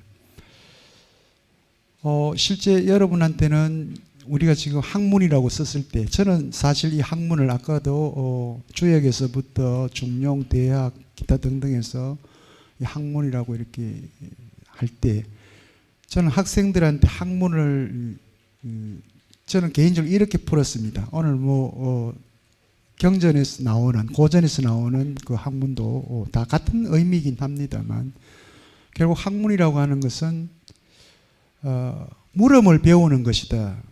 라고 저는 그렇게 이제 학문, 묻는 것을 배우는 것이 곧 학문하는 것이다 라고 그렇게 얘기를 하고요. 우리 대학 안에서 아이들에게 가장 중요한 것은 늘 침묵하지 않고 묻는 것이다 그렇게 표현하는데, 아이들이 학교에서 강의실에서 묻지 않은 지가 벌써 제 지금 생각으로는 10년이 넘은 것 같습니다. 예. 우리 아이들 손에 스마트폰이 쥐어진 그 시기가 저는 물음이 없어진 시기라고 생각을 하는데, 물론 그 근원은 더 올라갈 수 있겠죠. 우리 또 제도 교육 자체가 물음을 없애버리는 것이죠. 초등학교, 중학교, 고등학교 거치는 동안 대부분은 주입식 교육으로 이루어지기 때문에. 그러나 그 아이들이 그럼 주입식 교육 때문에 학교에서만 물음이 없어지는 거 아닙니다. 이미 태어나서 한 3살, 4살쯤 되기 시작하면부터 벌써 그때는 가정 안에서 부모님으로부터 또 물음을 금지당하죠. 그죠? 아이들이 얼마나 물음이 많습니까? 여러분들 손자, 손녀들 이렇게 보시면 2살, 3살 말 이렇게 깨달을 때 얼마나 많은 물음을 묻습니까? 세상에 대해서 혹은 사람에 대해서 주변문에 대해서. 그렇게 미주알, 고주알 이렇게 묻는 아이들에게 시끄럽다, 그만해라 등등등 해서, 그죠? 말하지 마라. 예. 왜 말 같지도 않은 걸 묻느냐, 이러저러한 이유로 금지를 시키고, 그렇게 아이들은 부모로부터 학교로부터 이렇게 물음을 묻는 걸 금지당합니다. 그래서 대학에 와서 아이들이 물음을 묻지 못한다는 것에 대해서 선생들이 너희들 왜 묻지 않니라고 하는 것 자체도 좀 이미 너무나 오랫동안 그렇게 물음을 물을 수 있는 아이들을 사라지게 해놓고 지금 와서 그들에게 물음을 물으라고 하고 너희들은 좀 창의적인 인간이 되라, 생각 좀 하고 살아라 라고 하는 게 이게 과연 설득력이 있는가라고 하는 생각을 해봅니다. 바로 이제 이 학문이라고 하는 것이 얼마나 형용화되어 있는가라고 하는 것을 우리가 확인할 수 있고요. 아까 우리 강현자 선생님께서도 말씀하셨듯이 대학이라고 하는 것이 이제는 바로 이런 그 학문이 다른 말로 하면 물음이 있는 그런 곳이 아니다라고 하는, 이게 이제 우리가 가지고 있는 가장 큰 또 과제이고 숙제이기도 합니다. 그런 의미에서 오늘 우리 스님께서 말씀하신 것처럼 동양에서는 학문이 없었고 서양에서는 학문이 있었는데 라고 하는 것이나, 동양에서도 이렇게 학문이 있었고 그리고 뭐 서양에서는 학문이 있었다고 하지만 지금 그것이 우리한테 온 게 이게 뭐냐, 결국은 과학주의 아니냐라고 하는 이런 논리. 그래서 어느 쪽이건 간에 이 학문과 관련해서는 스스로가 각자의 방식으로 정당성을 내리기에는 어려운 것 같습니다. 저는 개인적으로 생각이 그런데, 그럼에도 불구하고 이 오늘 학이라고 하는 주제를 가지고 이 서구에서 형성되었던 그 학문이라고 하는 것이 우리 전통과 이렇게 충돌하면서 그 충돌 과정 중에 우리 이 오랜 전통들이 이 서양 학문에 의해서 침식되는 그 과정들이 있었고요. 또 그 침식 과정에서 우리가 지금 학문이라고 하는 것들이 정말 전통을 잘 계승하면서 그리고 서양 학문을 잘 해석해낸 그런 것인지 등등을 이제 오늘 묻고, 거기에 대해서 나름대로 오랫동안 연구하신 내용들을 여러분들에게 소개를 드렸습니다. 여러분들은 어떻게 들으셨는지 모르겠습니다만 오늘 그와 같은 내용을 가지고 궁금한 부분이 있으면 또 질문을 통해서 확인을 하시고요. 어떤 질문이냐, 이 물음을 묻는 것이죠. 여러분들이 어떤 물음을 묻느냐가 우리 선생님으로부터 더 많은 좋은 또 풍부한 내용들을 들을 수 있는 길이기도 합니다. 그래서 물음은 가장 단순한 것이 저는 제일 좋은 물음이라고 생각을 합니다. 그래서 두서없이 묻습니다 라고 말씀하시지만 사실은 그 물음이 가장 좋은 물음일 수도 있습니다.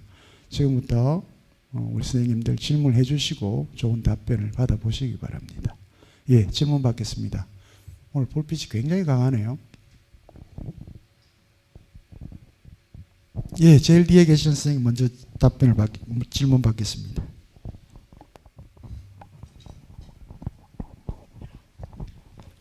예, 만촌동에서 온 이병욱이라고 합니다. 오늘 교수님의 좋은 말씀 감사하게 잘 들었습니다. 처음 교재를 읽었을 때는 정말 좀 당황스럽고 좀 속된 말로 저희가 살면서 공부한 건 없어도 어디서 주워 들은 건 있는데, 아무리 참 봐도 이 낯선 이름과 이리 어려운 이 말들을 보면서 이걸 어떻게 받아들여야 되는가 싶었는데, 오늘 교수님 말씀을 들으니까 참 어설프게나마 이게 정리가 되고, 이런 게 있었구나. 그리고 새삼 정말 우리가 이 근대에 대해서 정말 모르는 게 많구나. 특히 근대 사상이나 철학에 대해서는 정말 무지에 가까울 정도로 이렇게 살았구나. 앞으로도 이런 데 대해서 정말 공부할 필요가 있다, 이런 생각을 들었습니다. 새삼 다시 한 번 더 감사를 드립니다. 첫 번째 질문은 교재를 읽으면서 제가 제대로 이해했는지 모르겠습니다만은 우리가 전통 지식과 사상 측면에서 볼 때 서양 학문을 받아들이고 이런 그 새로운 시대를 살면서 잃어버린 것 중에 하나가 전체를 바라보는 눈, 어떤 사회 현상이든 또 어떤 모든 어떤 그 자연과학적 현상이든 모든 것이 개별적이고 쪼개지고 분석화되고 이런 세상에서 우리가 익숙해지고 모든 걸 통합적으로 보고 전체 보는 눈을 우리가 잃어버렸다. 거기에 대해서 어떻게 하면 우리가 그런 시각을 다시 회복할 수 있는지, 요즘 통섭이라든지 융합이라 이런 말 쓰긴 쓰는데 그걸로는 부족한 것 같습니다. 어떻게 하면 다시 우리가 이런 전체를 바라보는 시각이나 자세를 회복할 수 있는지 한번 말씀 부탁드리고요. 두 번째는 좀 간략하게나마 동아시아에서 중국, 우리나라, 또 일본 이렇게 있는데 각각의 처지와 형편이 다르고 또 역사, 문화적인 배경이 다 다르니까 이런 서양 근대 학문을 받아들일 때 좀 간략하게나마 어떤 그런 좀 차이점이라든지 좀 어떤 그 수용하는 과정에서의 어떤 그런 약간의 어떤 그런 것 좀 말씀 부탁드리겠습니다. 예, 아주 좋은 물음입니다. 두 가지 물음인데요. 처음에는 전체를 이렇게 통찰할 수 있는 그런 능력, 어떻게 보면 우리 전통 안에서는 그런 게 있었다라고 할 수 있을 텐데 혹시라도 이렇게 서양의 이런 기계론적 명관이죠. 기계론적 관점, 기계론적 뭐 이데올로기 이렇게 표현하기도 합니다만 근대가 주조한 이런 것에 의해서 이 전체를 들여다볼 수 있는 그런 시각이나 관점들이 해체가 되어버리고 다시는 회복할 수 없는 그런 상황에 가 있는 것 아니냐. 혹시 있다면 혹시 그게 뭘까? 이런 걸 한번 보여주시면 좋겠고요. 두 번째는 이 서양 학문의 동아시아 전래 과정입니다. 우리는 물론 뭐 대부분 중국을 통해서나 아니면 일본을 통해서 이렇게 다시 수입이 되는 그 과정을 겪었기 때문에 세 갈래는 분명히 있을 겁니다. 중국과 혹은 일본 그리고 한국은 있을 텐데 그 서양 학문의 수입 과정의 문제들과 관련해서 간단하게 그렇게 한번 비교를 해주시기 바랍니다. 예, 제 이 프린트물 보고 이해를 못하신 게 아니라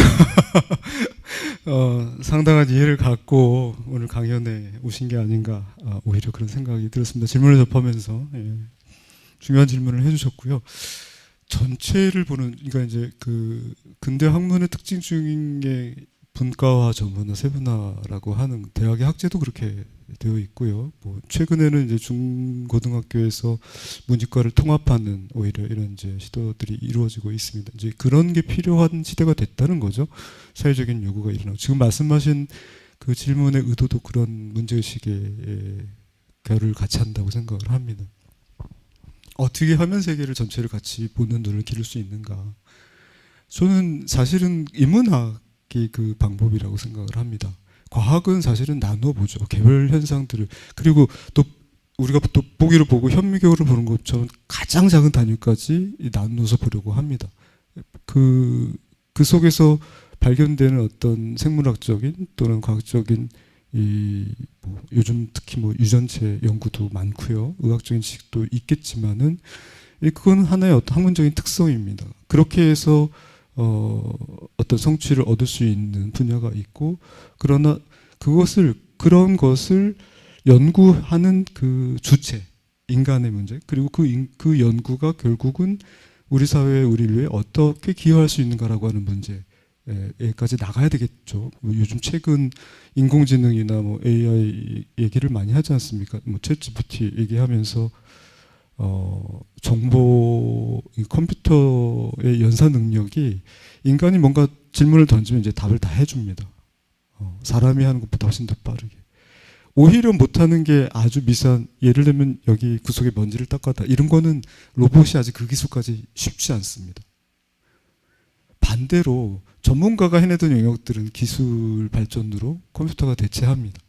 예를 들면 이제 뭐 심지어는 판사가 앞으로는 이제 컴퓨터가 대신하고 그 다음에 의료기술 측면에서도 예를 들면 이제 우리가 뭐 MRI나 CT 촬영을 하게 되면 종양이 있는지 몸에 이런 것들을 수만 장, 수십만 장의 데이터의 결과물로서 사람이 그것을 들여다보고 판독하는 것보다 훨씬 빠르게 발견해냅니다. 근데 그런 기술의 발전이 결국은 우리 인류 역사를 보면 어디에 어떤 문제를 발생시켰는지가 드러납니다. 근데 그런 통섭적인 사고 그리고 성찰적인 사고를 통해서 결국은 그런 기술의 발전이 어떤 방향으로 가야 맞는지를 끊임없이 돌아보는 게 중요하다고 생각하고 인문학이 저는 거기에 굉장히 큰 역할을 할 수 있다고 생각합니다. 역사로부터 그리고 인간이 살아온 자체 흔적으로부터 그런 것들을 성찰적으로 끊임없이 교훈을 얻는 것이 필요하다고 생각을 하고요. 서양의 학문을 받아들인 동아시아 3국, 특히 한중일을 중심으로 어떤 차이가 있었는가라고 한다면, 물론 이제 일단은 시기의 차이를 둘 수 있을 것 같습니다. 뭐 조선 시대 실학이라고 하는 것도 사실은 이제 중국으로부터 청대 그 이후에 이제 서구 학문의 유입 경로라고 하는 게 중국 중심이었거든요. 그런데 이제 일본이 메이지 유신 우리가 잘 알고 있는 유신을 겪으면서 그 소위 타라 입구를 얘기하면서 빠르게 서구 근대화를 이룩하고 그리고 그 다음부터는 이제 일본에서 해외로 유학 갔던 사람들이 뭐 고등학문들을 담임하게 되면서 그 지식들 번역서 이런 것들이 이제 중국이 아니라 오히려 일본을 통해서 동아시아에 확산되는 과정을 겪고 한국은 그 중간에 있는 겁니다. 그러니까 최한기라고 하는 인물은 당시에는 일본보다 빠르게 서구 문물을 받아들였던 인물이 있고 소개를 했지만 그것이 실제의 뭐 사회 정치나 또는 기술적인 측면에 응용되지는 못했던 거죠. 일본이 이제 개항을 요구하게 되고 그 이후에 이제 다른 서양의 열강들이 들어오면서 그런 이제 시기적인 차이가 있고요. 그 다음에 그것이 전개되는 과정 속에서는 뭐 그 일본 같은 경우는 가령 오늘 예를 든 기독교나 뭐 이제 종교라고 하는 개념이 들어왔을 때 차이점을 가지고도 얘기해 볼 수 있을 것 같습니다. 일본은 만세일기의 천황이라고 하는 그들 고유의 신토가 있습니다. 신도. 예. 그래서 신도라고 하는 그 국교의 차원에서 기독교를 수용합니다. 근데 기독교와 신도, 기독교의 교리와 신도의 교리가 충돌하는 부분들이 상당히 많이 발생을 합니다. 그러니까 천황이 얘기한 교육직어 같은 것이 이제 종교와 당시에 충돌을 해서 예를 들면 뭐 이 기독교 교리에 맞춰 가지고 우상 숭배, 물신 숭배 이런 걸 안 한다고 이제 천황에 대한 예의를 안 갖춘 문제를 가지고 교육자가 교단에서 쫓겨나는 일들이 발생을 하기도 합니다.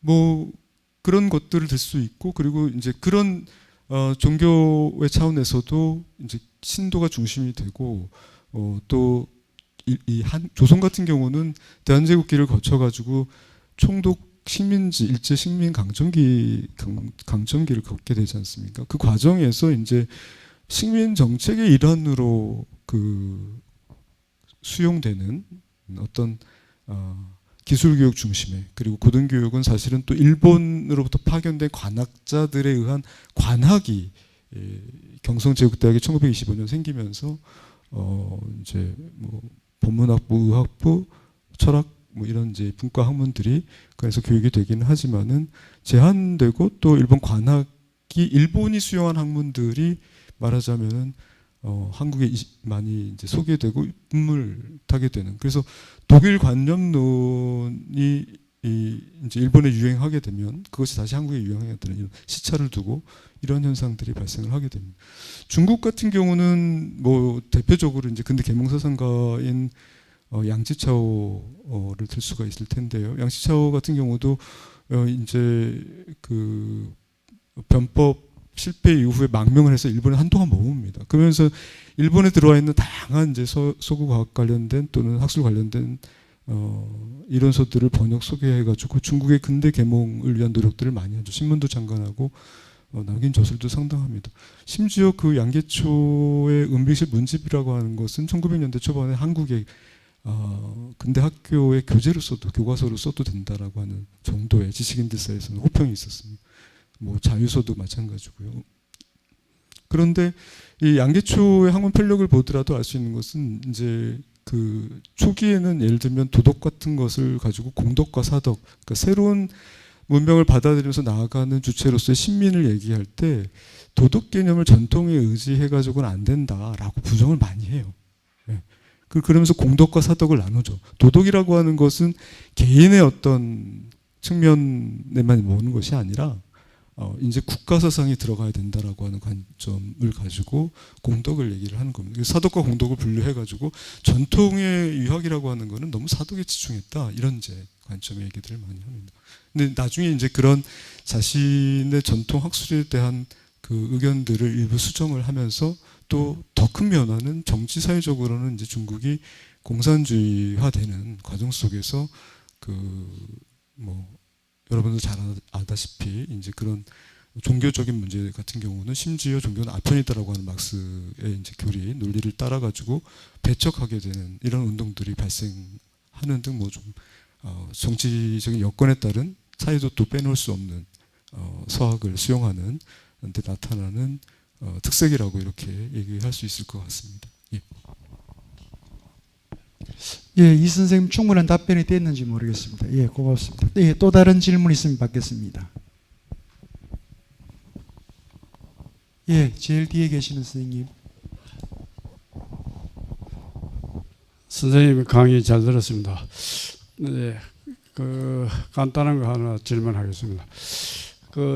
천지 창조론과 진화론, 그건 어떤 반론입니까? 그러면 또 서로 뭐랄까노, 상승, 합의가 되는 입장인가 그거 하고요.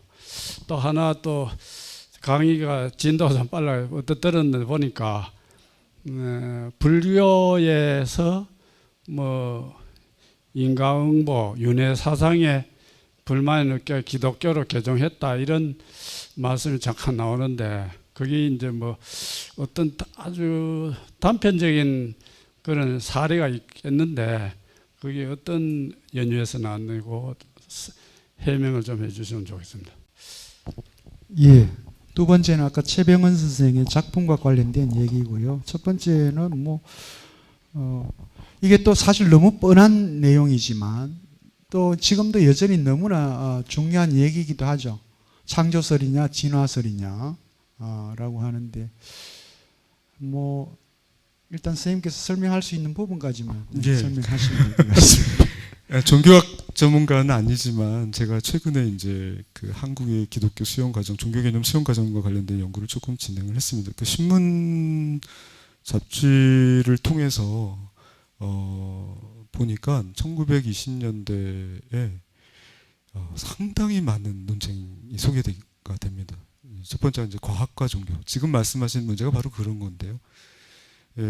다윈의 진화설 종의기원이 발표된 이후 서구에서도 이 진화론적인 입장에 서 있는 과학자 측과 그 다음에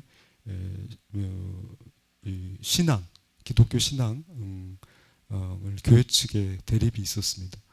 이제 그 대립의 과정을 쭉 설명하는데 결론은 무엇이 옳다, 무엇이 그르다라고 하는 것에 지금 제 입장을 얘기하라면 신앙적인 측면은 분명히 있습니다. 그것은 영성과 체험에 대한 문제이기 때문에 옳고 그름의 문제가 아닙니다. 시비로 판단할 수 있는 영역이 아니고요. 신앙의 영역은 고유한 영역으로 따로 있다고 생각을 합니다. 근데 종교의 특수한 어떤 성격과 관련된 문제고, 그런데 이제 진화론은 과학의 영역입니다. 과학의 영역입니다. 다루는 분야가 다릅니다. 그래서 뭐 이 화석을 통해 가지고 인류 또는 생물 자체의 어떤 종의 진화 과정들을 밝혀낸 것이죠. 예.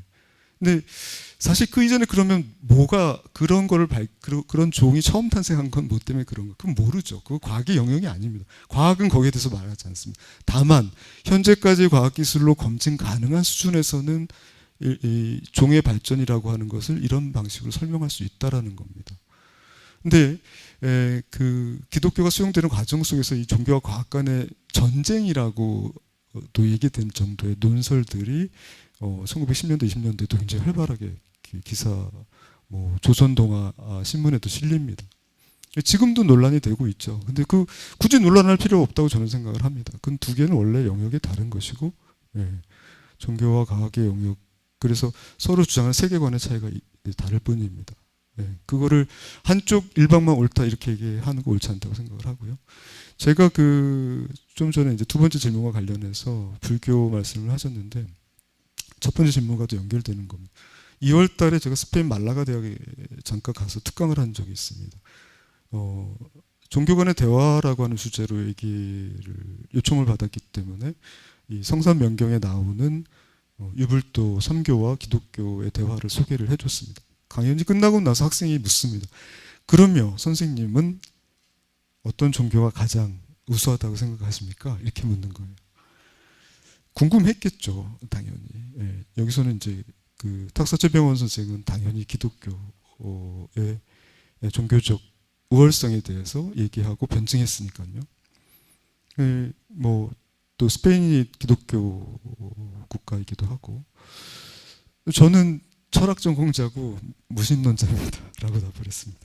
다만 신앙이라고 하는 종교라고 하는 것은 굉장히 필요합니다. 그 정서적인 안정을 줄 수가 있고요. 그리고 우리 인류가 쌓아온 지식으로 해결하지 못하는 문제들이 있습니다.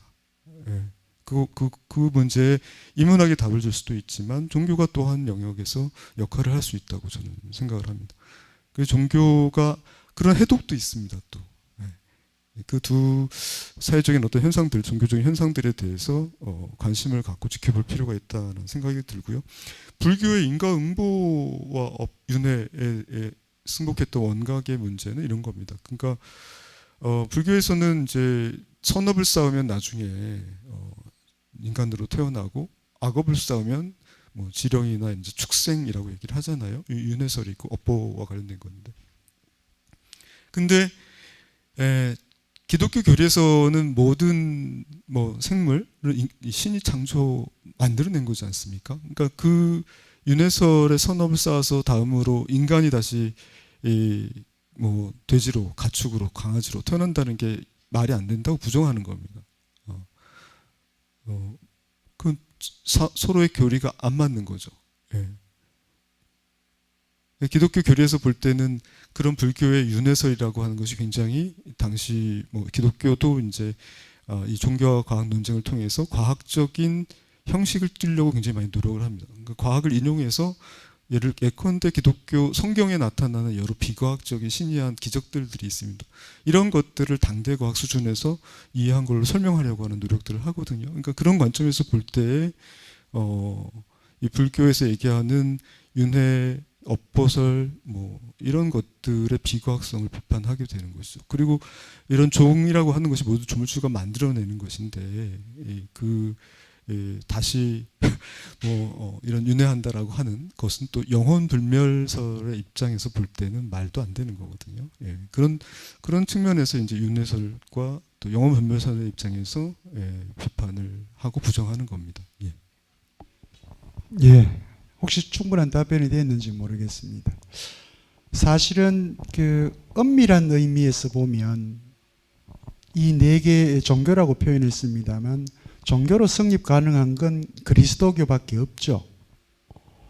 불교, 유교, 도교라고 이렇게 표현하지만 여기에서는 외부에 있는 어떤 절대적인 존재자가 상정이 되지 않잖아요. 전제가 되지 않습니다. 불교에서는 나의 수행을 통한 해탈일 뿐이고요. 육아에서도 마찬가지입니다. 육아에서는 현실적, 세속적 삶이, 도덕적 삶이 중요한 것이지 저 어디 귀신이 뭐 그런 건 전혀 존재하지 않습니다. 그리고 도가에서도 마찬가지고요. 그런 의미에서는 사실 이 대화가 공담이 될 수도 있죠.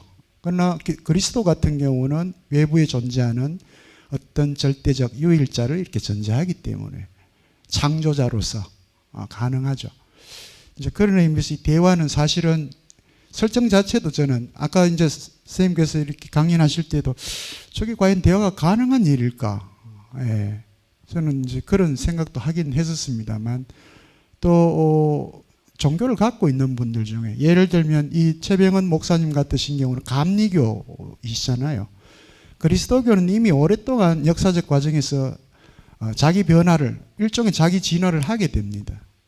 예를 들면 그리스도교 안에서도 가톨릭, 그 다음 루터 종교개혁을 통해서 프로테스탄티즘이 등장하게 되고요. 프로테스탄티즘 안에서도 얼마나 많은 자기 변화들이 생깁니까? 루터파다, 깔뱅파다, 쩌빌링파다, 뭐 얀셈, 수많은 파들이 나오고요. 그것도 안 되니까 결국은 이 18세기가 되면 이 영국의 존 웨슬리와 같은 이 감리교를 창시한 사람이죠. 일종의 그리스도교, 개신교, 복음주의 각성 운동이 또 일어납니다. 이런 사람들. 기존의 프로테스탄티즘의 그 믿음의 방식과 또 다른 방식이죠. 그러니까 가톨릭에서는 성당에 가야 되고 신부님과 만나야 되고 교황과 대화해야 되고 이런 것들이 중요하고 또 루터교에서는 성경만 열심히 읽으라 그러고 이렇게 하는데 그것도 안 되니까 해결이 안 되니까 여기서는 존 웨슬리 같은 사람은 회심이라고 아까 표현을 하셨죠. 그죠? 누가 1대1로 하나님을 만나느냐 체험하느냐 이제 이 문제로 이제 들어갑니다.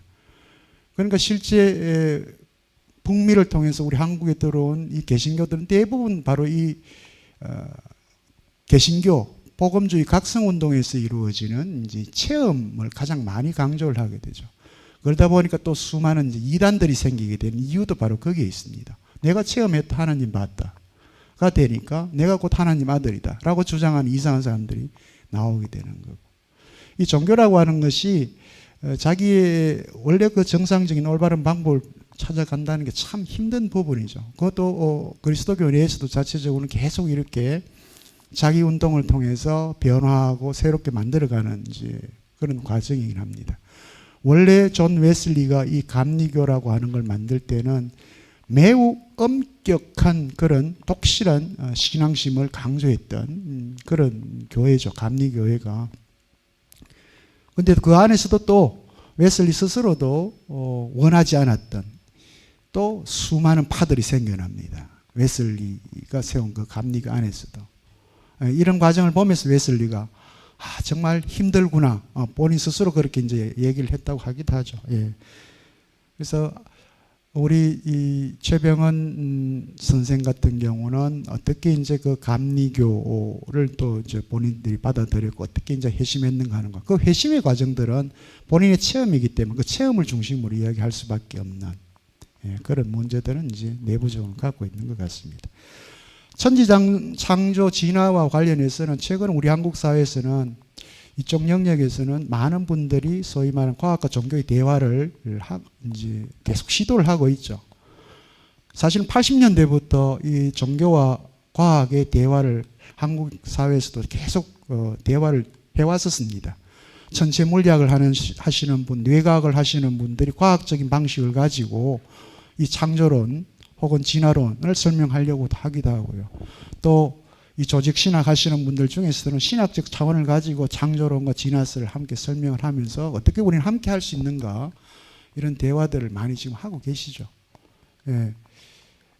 그와 관련된 책들도 이렇게 많이 나오고 있습니다. 제가 최근에 그 대화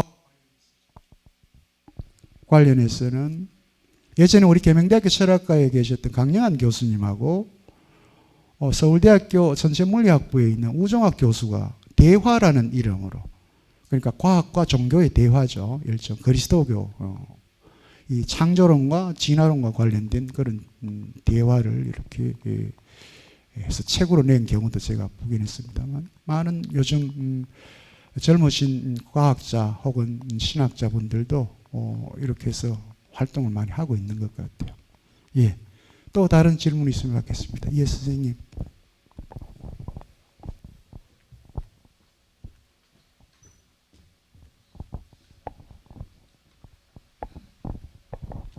예, 선생님 강의 잘 들었습니다. 저는 신암동에서 온 최상원입니다.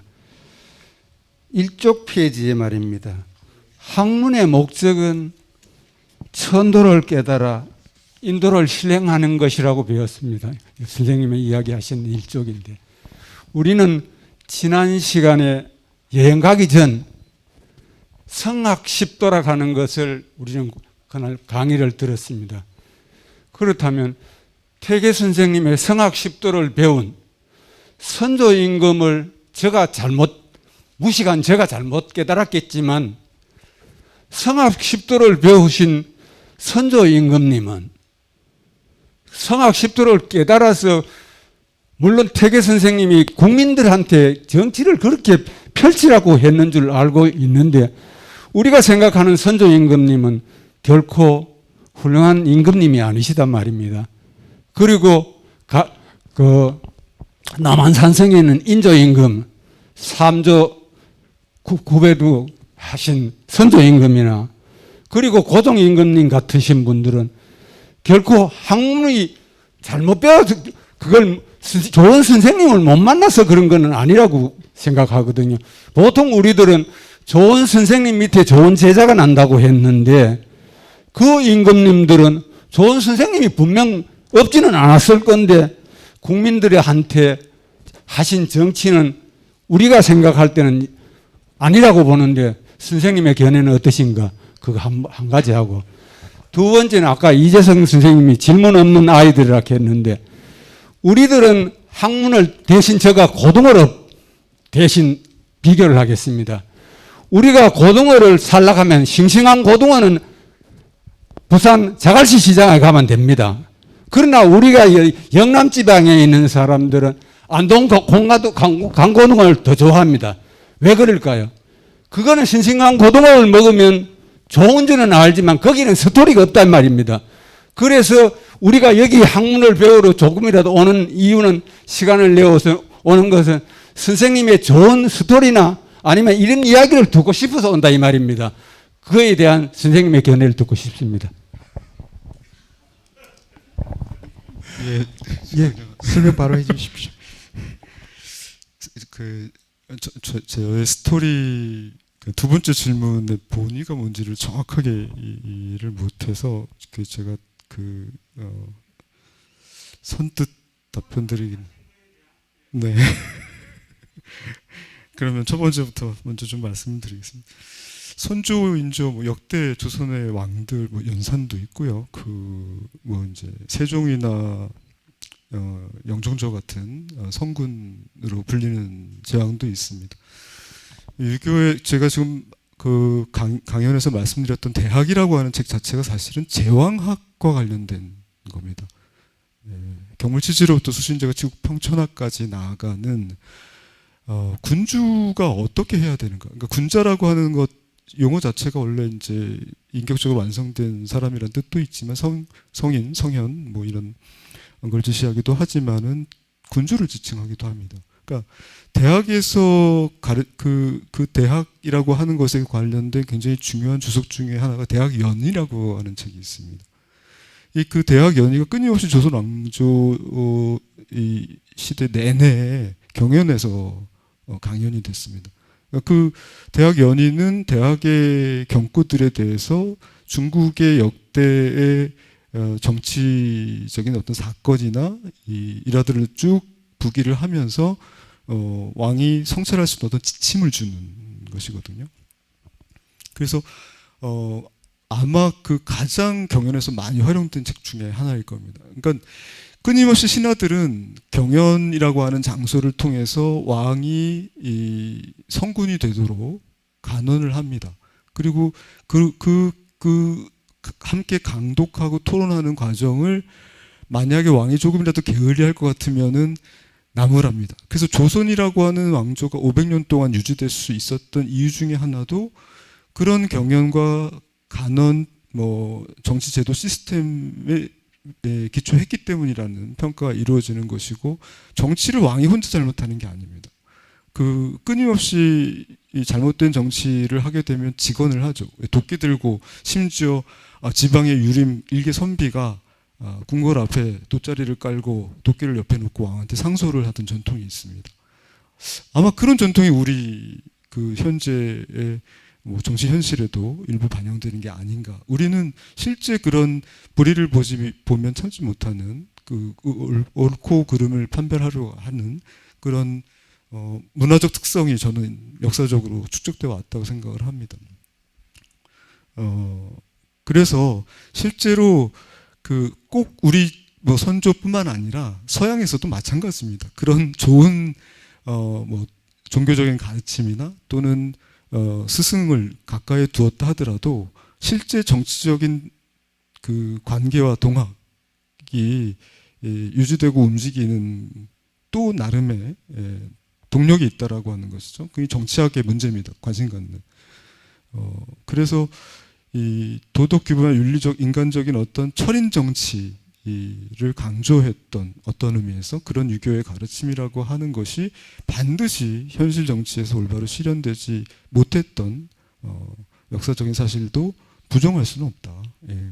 그리고 심지어는 대다수의 유림들이 일제강점기에는 친일로 부역을 했던 사실도 있고, 또 반면은 자기가 거느리고 있던 식솔들 노비들은 전부 또 풀어주고 가산을 전부 정리해가지고 만주로 넘어가서 독립운동을 펼쳤던 것도 또 유림들이 주도를 했던 일입니다. 그래서 공명의 가르침이 좋다고 해도 현실에 드러나는 양상들은 그런 천양지차의 차이가 날 수 있다. 왕도 다르지 않다. 왕도 인간이고요. 예. 그런 말씀을 드릴 수 있을 것 같고요. 저의 스토리는 저는 사실 오늘 질문이 이제 학문이니까요. 예, 배움과 관련된 거니까요. 이제 끊임없이 내가 왜 연구를 하고 공부를 하는가에 대한 질문의 화두를 오늘 소개 말씀을 드린 거고, 앞으로도 아마 이거는 계속 제가 가져갈 화두가 될 거라고 생각하고, 마지막 질문은 그런 스토리를 열심히 잘 만들어가라는 응원과 격려로 그렇게 듣겠습니다. 감사합니다. 예. 사실은 그 손을 드신 분이 있는데 제가 아까 말씀드렸던 것처럼 4시에 마쳐야 되는 조금 지났습니다. 죄송합니다.